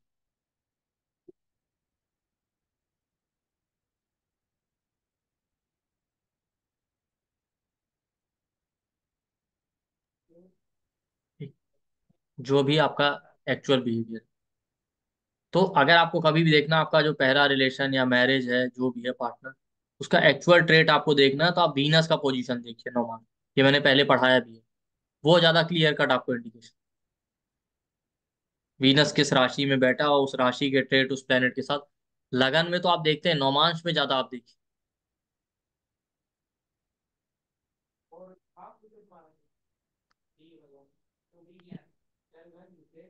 जैसे मान लेते हैं वीनस आपका नौमांश में स्कॉर्पियो में बैठा, तो स्कॉर्पियो वाले ट्रेट मिलेंगे आपके रिलेशनशिप, आपके पार्टनर।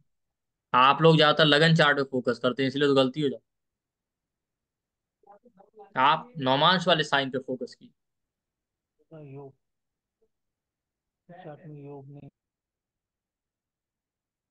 ठीक जी। वो भी अगर वीनस स्कॉर्पियो और या एक्वेरियस में बैठे ना नौमांश में, तो बहुत प्रॉब्लमेटिक होता है रिलेशन। एक बार तो रिलेशनशिप में सेटबैक मिलता ही है।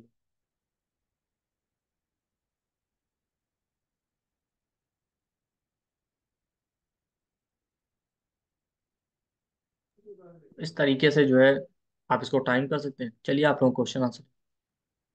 कल भी अभी क्लास रहेगा, कल मैं आपको और इवेंट टाइम करना बताऊंगा सन के प्रोग्रेशन से, और हो सकेगा देखते हैं टाइम मिलेगा कल तो मैरिज ब्रेक कब होगा कौन से ईयर में, उसके लिए मैं आपको एक स्नैपशॉट मेथड बताऊंगा, ठीक कि है, उसके लिए थैंक तो यू आपको सर। कुछ काउंट भी नहीं करना। इसके अलावा हम लोग का 12 डेज का क्लास आ रहा है टाइमिंग ऑफ इवेंट पे, जिसमें हम लोग दशा ट्रांजिट सब कवर करेंगे। 18 मार्च से 7 PM से 8:30 PM तक, मंडे से थर्सडे तक क्लास होगा। ठीक है। और इसका एनर्जी एक्सचेंजेस, इसका आपको रिकॉर्डिंग PDF सर्टिफिकेट सब मिलेगा। ठीक है। इस क्लास के लिए मैं एक इंपॉर्टेंट बात बता दूं, बहुत से लोग ये वेट कर रहे हैं कि चलो हम लाइव नहीं ज्वाइन करेंगे तो बाद में ऐप से रिकॉर्डिंग मिल जाएगा। जो क्लास में रहेंगे उनको तो रिकॉर्डिंग PDF मिलेगा, उसमें कोई डाउट। ठीक है। बाद में जैसे हम लोग और क्लासेस की रिकॉर्डिंग ऐप पे सेल करते हैं, इसकी कोई रिकॉर्डिंग सेल नहीं करेंगे। ठीक है। वो जब दोबारा लाइव आएगा तभी आप ज्वाइन कर सकते हैं, तभी रिकॉर्डिंग आपको मिलेगी। ये बहुत से लोगों को ये कंफ्यूजन था, तो वो नहीं होने वाला, क्योंकि इसका रिकॉर्डिंग हम लोग बाद में ऐप पे अपने नहीं सेल करेंगे किसी भी तरीके से। तो जिसको करना है वो लाइव ही ज्वाइन करे, तभी वो आपको रिकॉर्डिंग का एक्सेस मिलेगा। लाइव का मतलब ये नहीं कि आप क्लास नहीं अटेंड कर पाएंगे, वो तो ऑब्वियस सी बात है, कोई कहीं बिजी है, मतलब एनरोल रहेगा जो क्लास में, उसको रिकॉर्डिंग PDF मिल जाएगा, भले आप क्लास में प्रेजेंट रहें या ना रहें, वो एक अलग बात है, उससे कोई लेना देना। बट कहने का मतलब कुछ लोगों को ये लगता है कि चलो हम अभी नहीं ज्वाइन कर रहे हैं, बाद में ऐप से परचेज कर लेंगे रिकॉर्डिंग, तो इसका रिकॉर्डिंग हम लोग ऐप पे नहीं सेल करेंगे। ठीक है। तो आपको रिकॉर्डिंग PDF सर्टिफिकेट मिलेगा, इसका एनर्जी एक्सचेंज 7,777। बाकी आपको डिस्काउंट सर बता दें। इसकी डिस्काउंटेड फीस है 3,999। 50% का डिस्काउंट है। जो रात के 12 तक पेमेंट करेंगे उनके लिए डिस्काउंटेड फीस रहेंगी 3,999। 12 दिन की क्लास है। 18 मार्च से चालू होगी, आने वाले मंडे से। तो क्लास का टाइमिंग रहेगा 7 PM ऑनवर्ड्स। हफ्ते में 4 दिन क्लास रहेंगी, सोमवार, मंगल, बुध और गुरुवार को। क्लास की एनर्जी एक्सचेंज रहेंगी 3,999, जो रात के 12 तक पेमेंट करेंगे उन लोगों के लिए। जैसा सर ने बोले, आप लोगों को इसकी रिकॉर्डिंग सेल पे नहीं आएंगी। जैसी अभी तक हमारी रिकॉर्डिंग सेल पे नहीं आई नेम वाली, जो नेम से प्रेडिक्शन करना सिखाए थे, वो अभी तक रिकॉर्डिंग सेल नहीं की हम लोगों ने। सेम वैसे इसकी भी रिकॉर्डिंग नहीं आने वाली है। इसका रिकॉर्डिंग PDF सर्टिफिकेट मिलेगा सभी लोगों को। ये कंटेंट है, और एक खास बात मैं आपको बता दूं। ठीक है। एक मिनट ये हमारा रुकिए। बैंकिंग डिटेल है, आप इस पे बैंक ट्रांसफर कर सकते हैं, या 9990369555, 9990369555। ये पेटीएम, गूगल पे, फोन पे, सब पे यही नंबर है, इसी पे पेमेंट करके स्क्रीनशॉट, यही नंबर व्हाट्सएप है, इसी पे आप स्क्रीनशॉट सेंड कर सकते हैं। कोई इंक्वायरी करना है तो इसी पे व्हाट्सएप या कॉल भी कर सकते हैं, या बैंक ट्रांसफर करना है तो बैंकिंग डिटेल। ठीक। ये हमारा कंटेंट है, उसके पहले मैं आपको बता दूं, जिस किसी को भी एस्ट्रोलॉजी में थोड़ा बहुत इंटरेस्ट है, टाइमिंग एक इंपॉर्टेंट पार्ट है, हर कोई आपसे टाइम पूछता है, और आप टाइम सीखना चाहते हैं तो इस क्लास को मिस मत कीजिएगा। आप पूरे यूट्यूब छोड़िए, यूट्यूब के बाहर चले जाइए, आप ढूंढ लीजिए अगर कोई टाइमिंग सिखा रहा हो, और अगर सिखा रहा होगा तो इससे ज्यादा इजी वे में, एक मेथड तो मैंने भी आपको सिर्फ ट्रेलर दिया, इससे ज्यादा इजी वे में और आसान तरीके से कोई टाइमिंग सिखा दे तो मैं आपको बता रहा हूँ, मैं फीस भी आपकी रिफंड, आप लेकर आइए। एक आध मेथड भले दिखा सकता है, लेकिन मैं हर इवेंट के इतने मेथड आपको बता दूंगा कि हमने लिखा तो है कि इसमें महादशा लेंगे, अंतरदशा लेंगे, महादशा अंतरदशा के बाद ट्रांजिट भी लगाएंगे, चंद्रगड़ा नाड़ी की ट्रिक्स देखेंगे हम। ठीक है। सैटर्न, जुपिटर, सन, मून, वीनस का ट्रांजिट, ईयर, मंथ, डेट सब निकालना। ठीक है। लेकिन मैं आपको बता रहा हूँ, महादशा अंतरदशा सीखने के बाद भी आपको जरूरत नहीं पड़ेगी वहां तक। आप फिंगर पे कैलकुलेट कर लेंगे हर एक इवेंट का टाइम।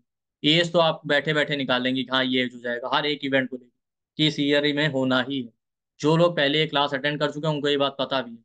कई लोग ऐसे भी हैं जिन्होंने बाद में मुझे बताया कि हाँ वाकई, और कर भी रहे हैं सक्सेसफुली टाइम। तो जिसको भी अगर थोड़ा बहुत इंटरेस्ट है उसको ये क्लास जरूर ज्वाइन करना चाहिए, अगर आपने मिस किया तो ये आप ही लॉस करेंगे। ठीक है, तो इसमें हम सारे मैरिज का, डिवोर्स का, चाइल्ड बर्थ का, property purchase, property sale, job कब लगेगी, प्रमोशन कब होगा, इंक्रीमेंट कब होगा, जॉब लॉस, जॉब में ब्रेक, करियर में break, accident, health issues, financial gain, सब टाइम करेंगे। डिवोर्स का टाइमिंग, फॉर्च्यून राइज, सब कुछ देखेंगे इसमें। और क्या बोलते हैं, फॉरेन ट्रेवल टाइमिंग, ये सब जितने इंपॉर्टेंट इवेंट है, प्रॉपर्टी परचेज, ठीक है, ट्रांसफर होता है, ये सब भी हम देखेंगे। और क्या बोलते हैं, इसमें ईयर, मंथ तक, हम डे तक भी जाएंगे, वो फिर आपकी प्रैक्टिस के ऊपर है। तो ये सारी चीजें हम इसमें कवर करने वाले हैं, तो आप लोग इसको ज्वाइन कीजिए जैसा मैंने। Thank you. ठीक, चलिए क्वेश्चन आंसर ले लेते हैं, तो जिसको भी इंटरेस्ट है वो ज्वाइन कर सकता है। ठीक है, और मैं आपको फ्रैंकली बता रहा हूँ कि और किसी कोर्स में मैं ये नहीं कहता, बट मैं टाइमिंग में देख चुका हूँ ना। मैंने 3-4 साल से मैं कलेक्ट ही कर रहा हूँ टाइमिंग के, मैं आज भी ढूंढता रहा।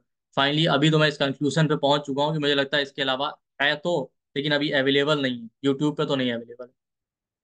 और महादशा अंतरदशा में आपको सब टाइम बताते हैं ना, मैं आपको बता दूंगा महादशा, अंतरदशा और प्रत्यंतर दशा यूज करके आप इवेंट का लोकेशन तक बता सकते हैं कि इस जगह पे एक्सीडेंट हुआ। आप जाएं, कोई अगर बता रहा हो, आप सब कहते हैं महादशा से टाइमिंग ही होता है, अंतरदशा से कोई आपको बताया कि आप लोकेशन बता सकते हैं, मुझे बताइए। ठीक है, तो जो भी इंटरेस्टेड हो ज्वाइन कीजिएगा, बाकी आप लोगों का विश। चलिए क्वेश्चन आंसर लेते जिनके कैमरास ऑन है उनको फर्स्ट प्रेफरेंस दिया जाएगा। हैं। ठीक है, एंड क्योंकि क्वेश्चन मैंने स्टार्ट। देखा लोग इतना 30,000, 40,000, 50,000 भी लेते हैं, टाइमिंग वाइमिंग कोई नहीं पढ़ा रहा है। ठीक है, और जो पढ़ाने की बार ये गाना गाते हैं, वैदिक में टाइम हो नहीं पाता, या बस महादशा, महादशा उनको खुद भी नहीं आती होगी यूज करना, स्टूडेंट को पढ़ाते रहते। महादशा, महादशा बहुत टफ हो जाता है जब तक कि आपके पास साइड में और मेथड नहीं है उसको करेक्ट करने की। चलिए, आप लोग क्वेरीज आज के टॉपिक से रिलेटेड रखिएगा, पर्सनल चार्ट क्वेरीज नहीं ली जाएंगी। Starting with Vijay ji, unmute करें। Yes sir. सर जैसे आपने ये मेथड हमको बताया था, जैसे हमारा लगन चार्ट का सप्तम भाव है और नवमांश में सूर्य उस भाव में एक्टिव हो गया तो भी शादी के चांसेस ज्यादा हैं। फिर से रिपीट कीजिए आप, नौमांश में। जैसे लगन चार्ट में हमारा सप्तम भाव वृषभ वृषभ है सप्तम, ठीक है, और वो नवमांश में वृषभ में आ गए तो भी शादी के चांसेस होंगे उस टाइम हाँ, पे। सन का हमें नहीं लेना है, ठीक है, हमें तो बस वो प्रोग्रेशन काउंट करना है, ये ध्यान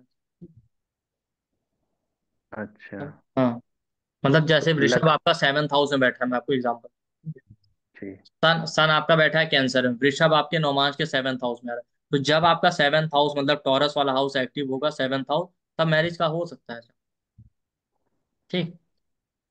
जी जी जी। हम्म। ठीक। और 5550 मैडम, अनम्यूट कीजिए। मतलब हेलो आप सर, खुद सोचे ना कि इतना दावे से कोई कहता है कि आप हमारा कोर्स ज्वाइन कीजिए और देखिए ना कर पाए। मैं खैर इस कोर्स की नहीं, हम लोग सारी क्लास की बात करें। आप बताएं, मैं आपको प्रिडिक्शन करके दिखाता हूँ, मेरी टेक्निक से अगर प्रिडिक्शन ना निकल रहा हो, आप हैंड टू हैंड चेक कीजिए।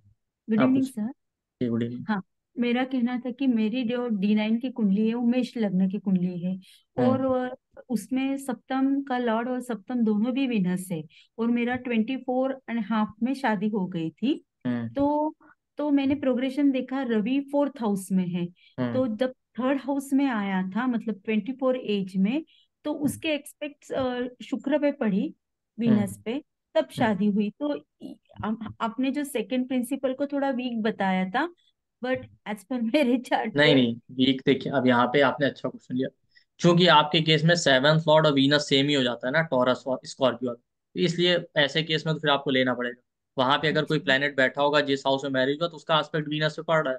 ठीक है, ओके लेकिन बाकी लगन के लिए लेते हैं तो फिर वीनस का एज अलग, 7th हाउस का अलग, 7th लॉर्ड का अलग, इसलिए मैंने, ठीक, ओके।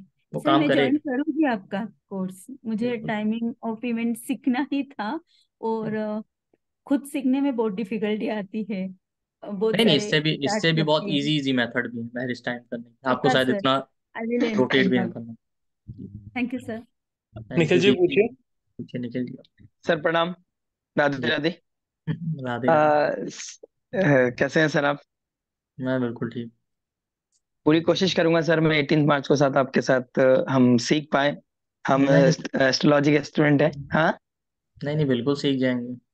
आप बड़ों से सीखना भी चाहिए, हम सबको सीखना चाहिए। आप इतने स्ट्रेंथ के साथ, इतने डेडिकेशन के साथ, और फ्रस्ट्रेशन बिल्कुल नहीं होती। मना करने के बाद भी कोई रिपीट वही क्वेश्चन पूछ लेता है, फिर भी आप फ्रस्ट्रेट नहीं होते हैं। सर एक छोटा सा क्वेश्चन था, थोड़ा आउट ऑफ कंटेस्ट था, कि मैं ये पूछना चाह रहा था, D9 में भी हम ट्रांजिट लगाते हैं क्या, जैसे अब नहीं सैटर्न डी एक्यूरेस में चल नहीं रहा नहीं, है? D9 में ट्रांजिट लगाते हैं लेकिन इस तरीके से नहीं लगाते, उसके रूल अलग है। और कुछ स्पेशल रूल है, तो जब आएगा तो मैं आपको मैरिज के लिए एक ट्रांजिट बताऊंगा। ठीक है, वो नॉर्मल ट्रांजिट नहीं लगेगी। अच्छा, नॉर्मल ट्रांजिट हम D9 में नहीं नहीं, लगाते। इस तरीके से नहीं, अलग। बाकी आपसे 18 को सीखते हैं सर। राधे राधे, प्रणाम। संगीता जी हरे पूछिए। कृष्णा सर। हरे कृष्णा। जी। सर मेरे को ये पूछना था कि जो ये टाइमिंग्स हम सीखेंगे, ये नवमाश कुंडली ही लेंगे आप या नहीं नहीं, लगन कुंडली भी ये होगी? इस वाले मेथड में भी नौमांश यूज कर रहे हैं। जब हम क्लास में सीखेंगे तो लगन कुंडली, चंद्र कुंडली, नौमांश कुंडली सब यूज करके दिखा। सब सीखेंगे और पूरा टाइमिंग प्रॉपर हम पूरी क्लास में सीखेंगे? अरे बिल्कुल सीखेंगे, आप टाइमिंग कर लेंगे, सीखना तो छोड़िए। लोग कहते हैं सीखेंगे, मैं कह रहा हूँ आप करके जाए। ठीक है sir, I am in. Thank you so Sumit much. Hare ji Krishna. मतलब पुराने जो भी क्लास आया था उसमें मैंने महादशा अंतरदशा नहीं पढ़ाई थी, जो पुराने स्टूडेंट वो भी ज्वाइन कर सकते हैं। बट उसमें भी जितने मेथड मैंने पढ़ाए थे, जिन्होंने क्लास अटेंड किया वो देखिए, वो सब कर रहे हैं टाइम। अभी आपको बता देंगे कि हम पहले कुछ नहीं कर पाते, एटलीस्ट मैरिज वैरिज तो हम टाइम कर ही देते हैं। बाकी थोड़ा सा प्रैक्टिस भी आपको करनी पड़ती है। नेक्स्ट। जय श्री कृष्णा सुमित सर। जी जैसे सर ये मेरे पास जो चार्ट है इसमें वीनस और सैटर्न एक्सचेंज में है। जैसे हाँ तो सैटर्न अच्छी बात। 7th हाउस में बैठे हुए हैं वीनस की राशि यानी टॉरस में, हम्म। एंड वीनस थर्ड में सैटर्न की राशि कैप्रिकॉर्न में। तो एक्सचेंज के केस में दो डेट्स आ रही है, दोनों इक्वली पावरफुल होंगी, नहीं दो नहीं, ईयर्स। किस ईयर में मैरिज हुआ है तो वो देखिए। ये होना है, अभी तो छोटी है। जी, तो परिवर्तन के केस में अपने अपने हाउस में उनको, एक सेकंड, परिवर्तन वाले केस में अपने हाउस में रख दीजिए। ठीक है, वीनस को अपने हाउस में रख दीजिए, सैटर्न को अपने हाउस में, बस देखिए वो फिर। अच्छा अच्छा अच्छा अच्छा। नेक्स्ट वंदना जी पूछिए। नमस्ते सर, आपने जो अभी मेथड बताया मैंने अपनी कुंडली पे लगाया, वो वर्क कर रहा है। 23वें साल में मेरा सन वीनस के साथ जा रहा है। मेरे को एक चीज पूछनी थी, इस कोर्स में आप मतलब लगन कुंडली पे मैरिज का डिनाय, डिले या अर्ली भी बताएंगे, क्योंकि जिससे वो हमारा ब्रीफ में बेसिक कम। कुछ कुछ टेक्निक्स में आपको बता दूँ, बेसिक बात वो तो जरूरत पड़ेगी। ठीक। हाँ, क्योंकि तभी हम किसी को गाइड कर सकते हैं ना। नहीं, कुछ बता दूँ। ठीक। Okay, thank you so much sir. Thank you. Kishore ji unmute कीजिए। जिनका मैच कर जाएगी मेरा, वो मैच करा तो खुश हो जाएगी सही टाइम पे। जी और हाँ। इसको वो आपका ये 28th ईयर में मैच होता है, पर उसका एंगेजमेंट हुआ, मैरिज फिर लेटर ऑन हुआ, तो चलता है ऐसे। हाँ देखिए, अब एस्ट्रोलॉजी में ये है, लेते तो हम मैरिज को ही हैं, ठीक। हाँ हाँ लेकिन हाँ। कई बार अब देखिए, अब पहले ये सब चीजें नहीं थी ना, पहले कौन लिव इन में रहता था? आपको, या आपको 10 साल लिव इन में रह रहा है। वेस्टर्न कल्चर में देश काल पात्र देखिए, यूएसए वैसे मैरिज नहीं होता, लोग ऐसे भी रहते हैं, तो उसको भी आप मैरिज की तरह ट्रीट करते हैं। तो इंगेजमेंट हो गया तो भी आप उसको ले सकते हैं थोड़ा बहुत। भाई टाइमिंग में ये तो रहता है, थोड़ा बहुत तो डिफरेंस आ सकता है, क्योंकि फाइनली आपको और एक्यूरेसी जाने के लिए फिर ट्रांजिट ही लगाना। ठीक। Thank you thank you. Monika ji पूछिए। सर किसी की अगर फर्स्ट मैरिज होके ब्रेक हो चुकी है किसी वजह से और हमें सेकंड मैरिज की टाइमिंग लेनी है, तो तभी भी हम ये अभी भी। सेवन्थ हाउस सेवन्थ लॉर्ड को ही कंसिडर करेंगे? जी जी। ठीक है। और सर ये कोर्स की डिटेल एक बार ग्रुप पे डलवा दीजिए। हाँ बिल्कुल डल ये तो जाएगी। आ जाएगी। ठीक है। Thank you sir. Pranav ji. आपको डिवोर्स और वो सारी भी इसी झटके, एक झटके में आ जाएगा। टाइम करने का आप बता देंगे भैया इसी एज के आसपास प्रॉब्लम आना है। वो जो कोर्स की डिटेल मुझे व्हाट्सअप कर लो, वरना आज ग्रुप में निकल जाएंगे ग्रुप में। अच्छा। हाँ तो किसको किसका था चाहिए तो मैसेज ऑन 9990369555। हाँ, ये आप नंबर पे व्हाट्सएप कर लीजिए, 9990369555। या यहीं पे डिस्प्ले कर दे रहे हैं, आप स्क्रीन शॉट ले लीजिए जिसको ले। सर एक बार डिस्प्ले कर दीजिए, इसको लेना होगा। क्वेश्चन पूछते रहिए। चलिए हाँ ओके प्रणव जी पूछिए। जय श्री कृष्ण। तो ये मेरा स्क्रीन, थोड़ा हाँ, एक मिनट छोटा सा स्क्रीन विजिबल नहीं है। हाँ जिसको लेना है ये स्क्रीन शॉट ले लेता, बाकी कल तो ग्रुप में आएगा ही। ठीक है, या आप व्हाट्सएप पे मैसेज करके डायरेक्ट ले सकते और जो डिस्काउंट ऑफर रात के 12 बजे की वैलिड है, कल इसकी फीस 4999 रहेंगी।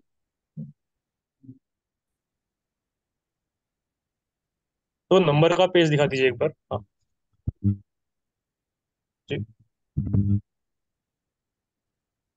प्रणव जी आप पूछते रहिए क्वेश्चन। सर मेरे छोटे से 3 क्वेश्चन है।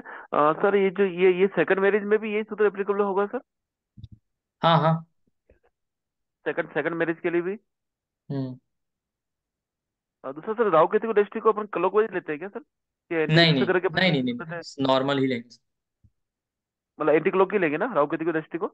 हाँ सर ये जैसे एक प्रश्न था सर, ये कोर्स करने के बाद अपन यूँ वीकेंड से 80% एक्यूरेसी आप अपन टाइमिंग इवेंट दे सकते हैं सर? एक जनरली देखिए अपन आप, से पूछा हाँ 80% तो दे ही सकते हैं, बाकी आप अगर प्रैक्टिस कर लेंगे थोड़ा सा 10-20 चार्ट में अपने आप से, तो आप और ज़्यादा एक्यूरेसी दे पाएंगे। बाकी केवल क्लास अटेंड करके भी आप कर लेंगे 75-80%। ठीक। मेथड में एक्यूरेसी है, उसमें कोई doubt. Next Vinod ji unmute कीजिए। हेलो। जी हेलो। जी नमस्कार सर। सर जो पूछना था आपसे, अभी आपने थोड़ी देर पहले जिक्र किया था प्राण का प्रसाद, वो ये क्या? प्राण पद वाला कॉन्सेप्ट अभी तो उसको इस क्लास में नहीं ले सकते ना, वो थोड़ा detail. Thank you. Next. Vandana Arora ji unmute करें। जी सर, नमस्कार सर। नमस्ते। सर आपने एक ये जो बोला कि वीनस D9 चार्ट में स्कॉर्पियो या एक्वेरियस साइन में होगा तो सेटबैक मैरिज में जरूर देगा। रिलेशनशिप में जरूर देता है। हाँ जी सर। सर मेरे पास एक चार्ट था और उसका सच में सर डाइवोर्स हुआ है, उसका वीनस स्कॉर्पियो साइन में है D9 में, तो जी बिल्कुल मुझे ये एक्यूरेट लग रहा है। जी। तो सर ये मतलब होगा कि ब्रेकअप होगा ही होगा अगर इन दो साइन में होगा, ज्यादातर मतलब केस में होता ही है प्रॉब्लम।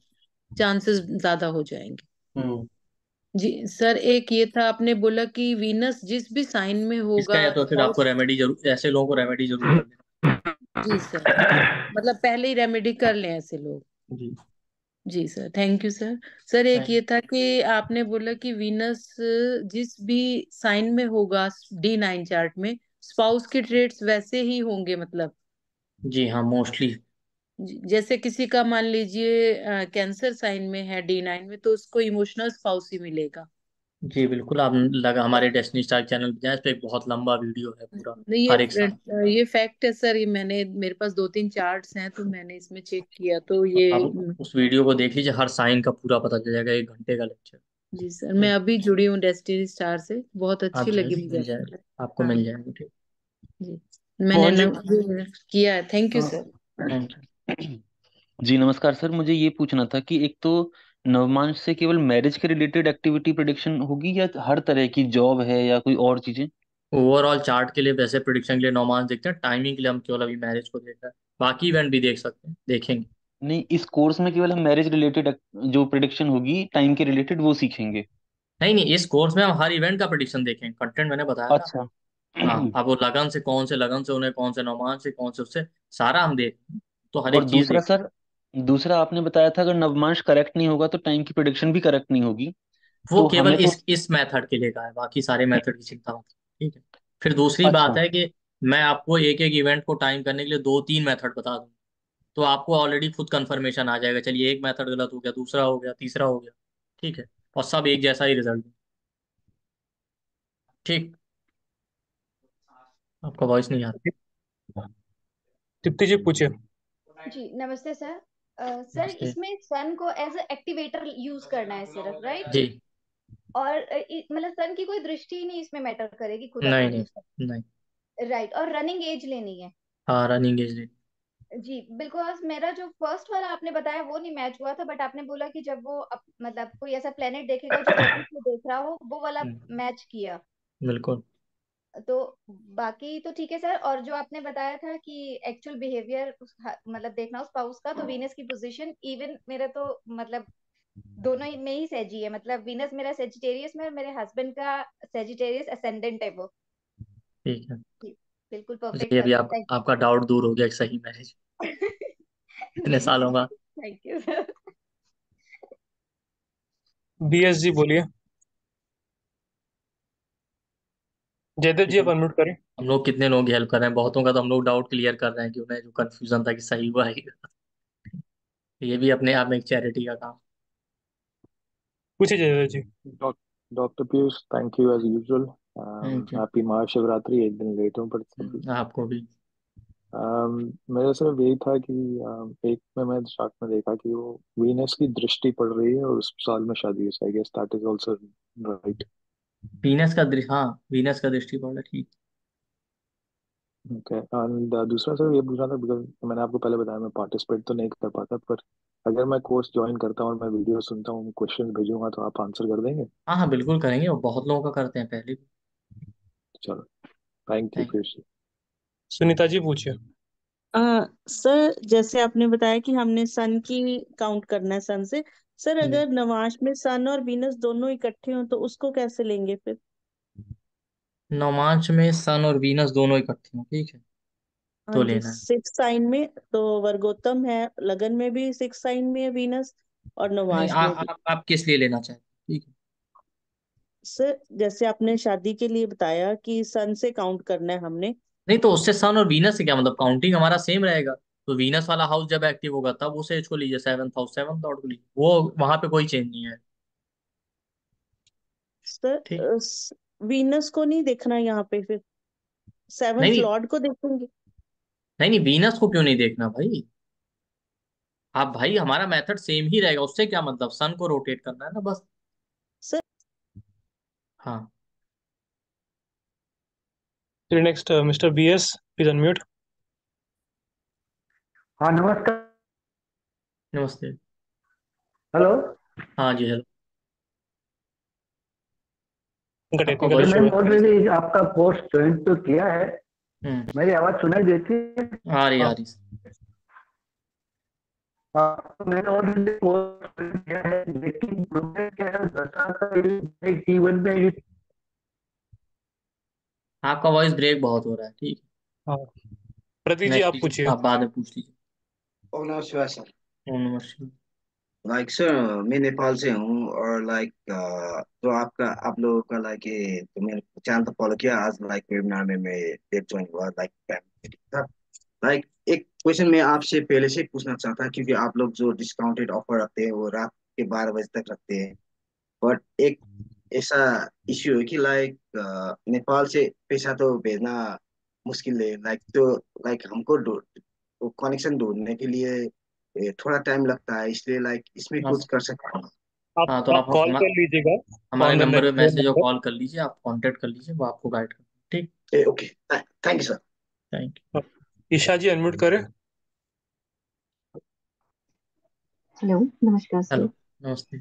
सर जो अभी आपने सेटिंग से काउंटिंग करने के लिए बताया है नवांश में, मैंने अपने चार्ट में वो कैलकुलेट किया है, तो मेरा जो सेटिंग से सॉरी सन से जो हमने कैलकुलेशन की, मेरा 22 ईयर में मेरी मैरिज हुई थी, तो वहाँ 22 ईयर को वीनस भी एक्टिवेट नहीं करा, कोई नहीं एक्टिवेट कर रहा है, वहाँ उसको सैटर्न सेवंथ लॉर्ड एक्टिवेट कर रहा है।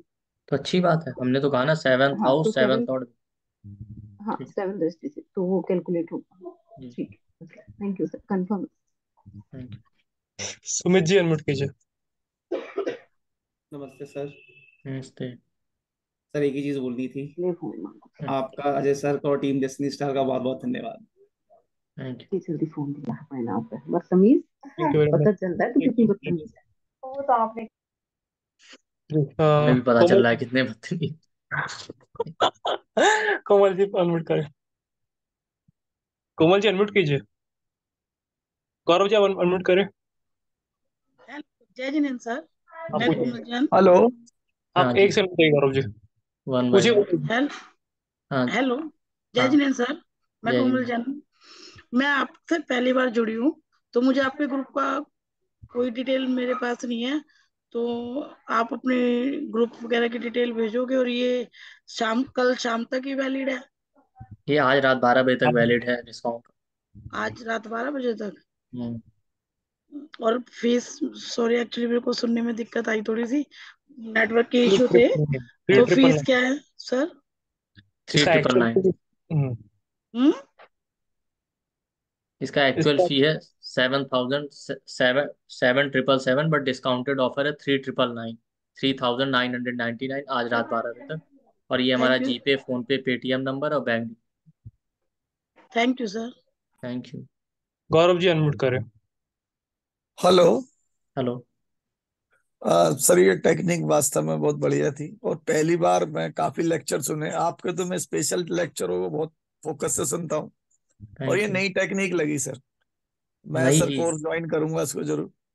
Thank you. और आपके सर लेक्चर सारे पहले भी देखे, मेडिकल एस्ट्रोलॉजी के भी आपके बहुत बढ़िया लेक्चर हैं, जो मतलब यूट्यूब पे 3-4 साल से भी देख रहा हूँ, नहीं है किसी के भी ऐसे lecture. Thank you. Thank you sir. Yogesh ji पूछिए। नमस्ते सर। जी नमस्ते। सर मेरा एक डाउट था सर, वो जब हम एस्पेक्ट लेंगे तो वो थोड़ा मुझे समझ में नहीं आया सर, क्या राशि दृष्टि या ये ग्रह देखिए, दृष्टि? ग्रह दृष्टि ही लीजिए। सर मतलब सेवेंथ लॉर्ड पे अगर कोई एस्पेक्ट दे रहा हो या वीनस पे एस्पेक्ट दे रहा हो? सेवंथ लॉर्ड वीनस या सेवंथ हाउस, तीनों में से किसी। अच्छा, जो ग्रह एस्पेक्ट कर रहा है उसमें रिलेशनशिप का कुछ जी इवेंट हो सकता जी। Thank you. Aunty ji unmute कीजिए। हाँ हाँ जी सर। हेलो। मेरा सन वीनस और सेवंथ लॉर्ड जुपिटर है, तीनों साथ में है, थर्ड हाउस में और सिंह राशि में। तो वहां से काउंटिंग कर रही हूँ, तो मेरा मतलब मेरा 22 ईयर में मैरिज हुआ था, तो वो ये आ रहा है 12th हाउस। तो मुझे वो कनेक्शन नहीं समझ में आ रहा है सर। आपका सन किस साइन में बैठा है? सिंह, लियो। सिंह राशि में बैठा है। सन वीनस, वीनस और सेवंथ लॉर्ड कौन? जुपिटर। सेवंथ लॉर्ड जुपिटर है, तो तो वीनस। वीनस जुपिटर और सन तीनों साथ में ही है नवमांश में। ठीक है, लियो में बैठा है। अच्छा, तीन। ठीक है, मरकरी कहाँ बैठा है? मरकरी मेरा फिफ्थ हाउस में, मतलब ये तुला। एक सेकंड। 24 में क्या? तो मिल गया ना, 22nd ईयर में आपका टॉरस एक्टिव हुआ था, टॉरस का लॉर्ड वीनस ही हो गया। नहीं नहीं, और ट्वेंटी वीनस टू बैठ। Year sir. हाँ तो 22 ईयर 22 में। ईयर। अरे 22 में ही मैं बता रहा हूँ। 22 ईयर में टॉरस ही एक्टिव हुआ ना। तो टॉरस का लॉर्ड हाँ अगर लियो में बैठा है, ठीक है, तो टॉरस का लॉर्ड हो गया वीनस, वीनस मैरिज का कारक है और वीनस बैठा भी सेवंथ लॉर्ड जुपिटर के साथ, बस। अच्छा, ऐसे भी देखना है। ऐसे ही देखना होता है, ये तो बेसिक रूल है। चार। Okay okay, thank you so much sir. Thank you. Manish ji unmute कीजिए। मतलब कभी कभी ये भी देखिए, जो हाउस एक्टिव हो रहा है उसका लॉर्ड ही तो नहीं बैठ गया जाके सेवंथ लॉर्ड के साथ, सेवंथ हाउस के साथ, या मैरिज के कारक वीनस के साथ वो भी मैरिज दे देगा। वो तो जनरल रूल है एस्ट्रोलॉजी। राम राम सर। जी राम राम। सर अभी मेरी मैरिड नहीं हुई है, अभी 29 साल का हूँ मैं। अब 30वां साल जैसे आपने टेक्निक बताई है उसमें अगले में नेक्स्ट हाउस में राहु है और शुक्र है और 6th हाउस में है दोनों, और 7th हाउस में जुपिटर है। तो मतलब तो दोनों ईयर मतलब मोस्ट मतलब जरूरी है, प्रॉब्लम है। इम्पोर्टेंट है जी। इसमें। लगन कुंडली में भी 7th हाउस वो बनता है वीनस, और वृश्चिक लगन है नवमांश का, उसमें भी जी वीनस बनता है। Thank you. तो बेस्ट कौन से रहेंगे इन दोनों में से, अगर अगर ईयर अगर चूज करे जाए तो? दोनों अगर एक आगे पीछे आ रहा है तो बहुत ही स्ट्रांग है दोनों। वैसे तो फिर आपका चार्ट देखना। ठीक है। Okay, thank you sir. Thank you. मेघना जी पूछिए। हाँ जी सर नमस्कार। जी सर मुझे नमस्ते। थोड़ा समझ नहीं आ रहा था, क्योंकि मेरा असेंडेंट जो अब तो मैं नवमांश बम्मा में। की भी बता दूंगा, शादी कब होने वाली है। सर मेरा नवमांश जो है लगा दिया। 6 नंबर आ रहा है, और एक जो सेकंड, सन जिसका है वो पहले इनको म्यूट एरीज। कर दीजिए, बेचारे बहुत खुश हाँ हैं। हो गया हो गया। हाँ पूछिए। देख हाँ रहे जी होंगे सर। खुशी की नौमान से ही बता देंगे बस मैरिज का। सर मेरा पूछिए। जो नवमांश का असेंडेंट आ रहा है वो नंबर 6 है, और जो सन है वो एरीज में है। हम्म तो उससे जब मैंने कैलकुलेट किया तो मेरा 28वीं साल में शादी हुई थी। तो हम्म वो 11th हाउस पड़ रहा है, हम्म। तो कैंसर, लेकिन वो खाली है। तो तो मुझे मून कहाँ गया? मून है 5th में असेंडेंट में, सॉरी क्या नवमांश में। तो मून दृष्टि डाल रहा है ना, हो गया। अच्छा सर, तो ये जैसे 1 2 3 4th हाउस में मरकरी जुपिटर वीनस एक साथ हैं, उनका इसका कोई वो नहीं है हो गया ना, ये इफेक्ट। तो और स्ट्रांग हो गया कि आपका 11th हाउस में कैंसर एक्टिव था, कैंसर का लॉर्ड मून वीनस के साथ बैठा, 7th लॉर्ड ओके जुपिटर वहां बैठा, तो मैरिज हो गया। Okay sir, thank you. Marriage सही भल्ला हुआ, जी उसमें डाउटफुल नहीं। भल्ला जी इस पूछिए। तरीके से भी देखिए, मान लेते हैं कोई हाउस ब्लैंक है, पर वो हाउस उस एज में एक्टिव हो रहा है, उसका लॉर्ड तो नहीं बैठ गया वीनस जो मैरिज का कारक है, या 7th हाउस में जाके बैठ जाए, या 7th लॉर्ड के साथ। जी बताएं देवेंद्र जी। नमस्कार सर। नमस्ते सर पहले ही मैंने आपसे क्लास ये पहले कर चुका हूँ मैं कोर्स।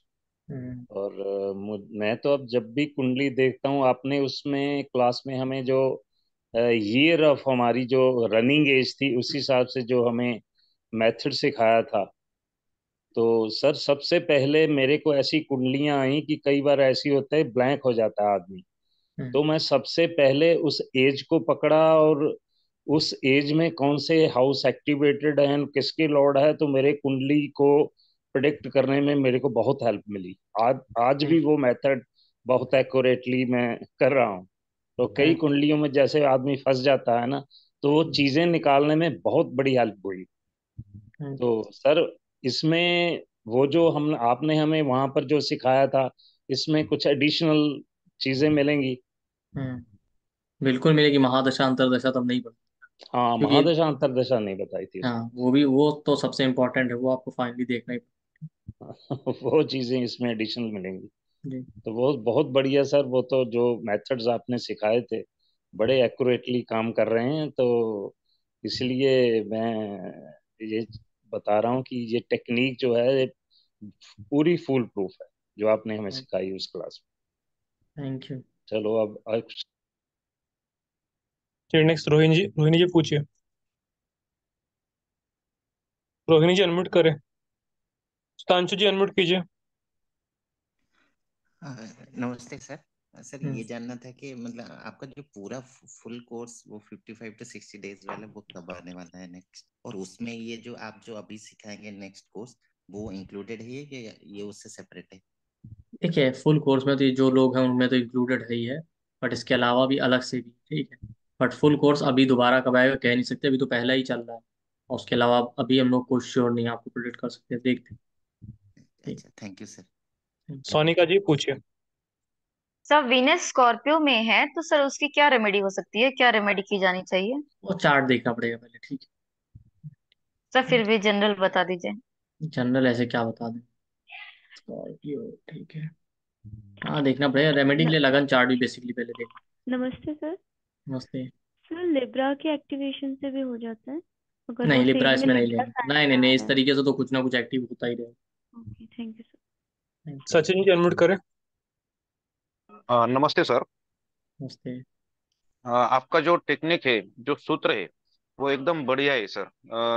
बहुत से क्लाइंट को वो सूट करते हैं, मैच करते हैं, और एकदम बढ़िया है। आपने पहले भी एक लग्न कुंडली के हिसाब से भी टेक्निक बताई थी। लग्न सप्तम स्थान में जो राशि है उसमें कुछ अंक मिला के उसमें 5-5 मिला के ऐड करने के वो वो अलग चीज है, वो अलग टेक्निक है, हाँ ये अलग नहीं नहीं ठीक एक है, लेकिन वो भी सूट करती है। और ये भी अभी अभी यूज करेंगे। ये भी नई टेक्निक आपके आपके यहाँ से पता चली है। Thank you sir.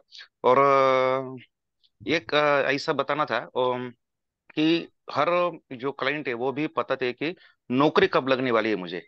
तो जी। जैसे ये शादी के आपने बताया आपने, तो नौकरी का भी आप एक ऐसे सेशन ले लीजिए सर। हमारे क्लास में जो हम लोग पढ़ाने वाले हैं, उसमें सारे include। हाँ हाँ सर, जरूर जरूर। Thank you sir, no problem. Anju ji पूछिए। Good evening sir. जी गुड इवनिंग।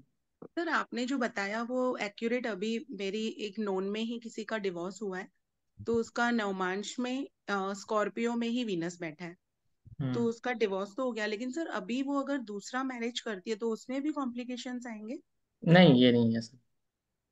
अच्छा, ये मतलब फुल चार्ट देखने के बाद ही बता सकते हैं? बिल्कुल। ओके। और सर अभी आपने जिस तरह से हमको सिखाया, ये सूर्य को देख के काउंटिंग करनी सिखाई, तो उसमें से दृष्टि कौन से प्लेनेट की पड़ेगी मैरिज के लिए, अगर हाउस से योग नहीं बन रहा है फिलहाल तो? अरे वो कोई भी प्लेनेट जो 7th लॉर्ड या 7th हाउस पे दृष्टि डाल रहा है बस उनको ले। अच्छा, मुझे लगा सिर्फ जुपिटर या मून की ही नहीं दृष्टि नहीं डाल, किसी भी प्लेनेट की चलेगी? नहीं। Okay sir, thank you sir. Jitendra ji पूछिए। नमस्ते सर।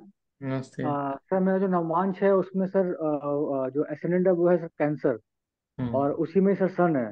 बट सर मेरी शादी जिस एज में हुई थी वो थी सर 29, और कोई उस बात वक्त फिर 5th ईयर, उस वक्त 5th हाउस एक्टिवेट था सर, और वो है स्कॉर्पियो। बट सर ना तो सर किसी भी राशि की दृष्टि पड़ रही है, ना ही किसी उसकी ग्रह की दृष्टि पड़ रही है इसमें।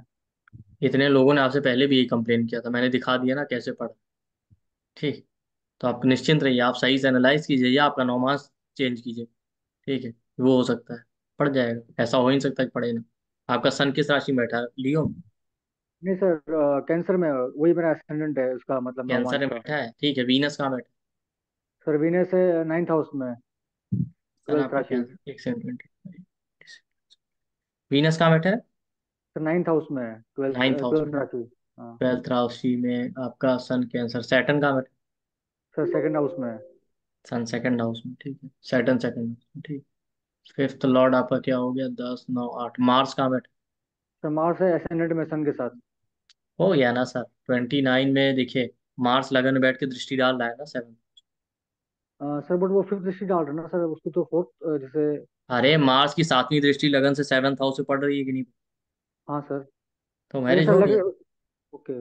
ओके। भाई मार्स की चौथी 7वीं 8वीं 3 दृष्टि होती है। ओके ठीक है सर। केतु कहाँ बैठा है? सर केतु है ये इसमें 8th हाउस में। वीनस के किसके साथ? सर अकेला सर, एक्वेरियस। ठीक है, कोई बात नहीं, तो हो गया। ओके ठीक है सर। नेक्स्ट थैंक रिया जी पूछिए। Hello sir. हेलो। सर वो मेरे नवांश में मून राहु सन 4th हाउस में बैठे हैं, जेमिनाई लग्न है, और वीनस 8th हाउस में है, सन से 5th। हम्म। तो इसके अंदर तो एज पढ़नी चाहिए थी 30।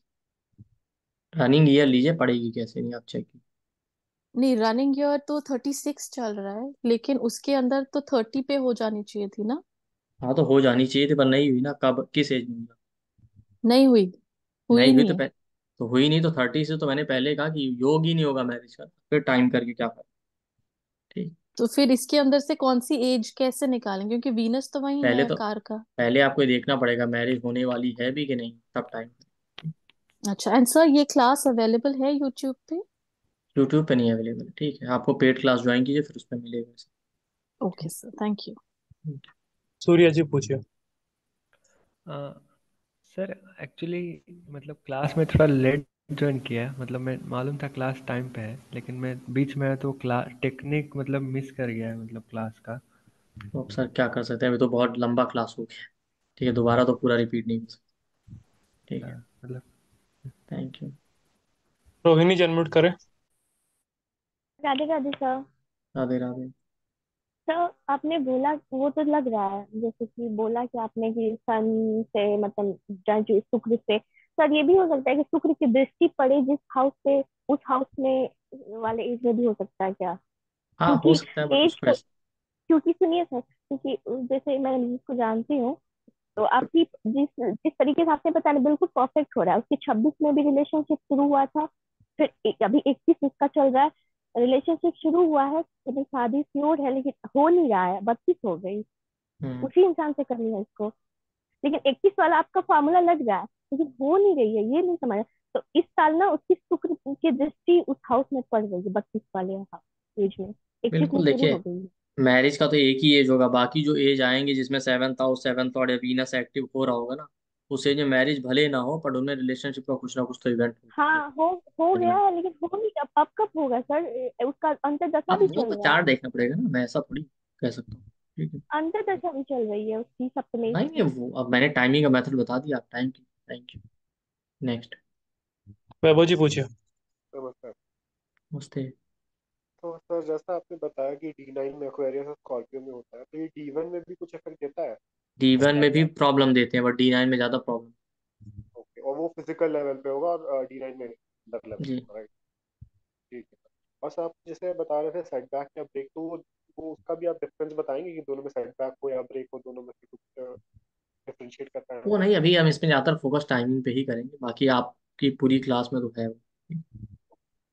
ठीक है। और एक सर मुझे एक अलग टाइप का क्वेश्चन पूछना था, जैसा आपने शुरू में बताया कि वीनस का अल्टीमेट एम होता है कि वो प्रोक्रिएशन करना है, इसलिए रिलेशनशिप। कई सारे लोग ऐसे जो होते हैं कि मतलब आप शादी करते हैं लेकिन वो बोलते नहीं हमें बच्चे नहीं, तो उसका कुछ अगर लॉजिक बता।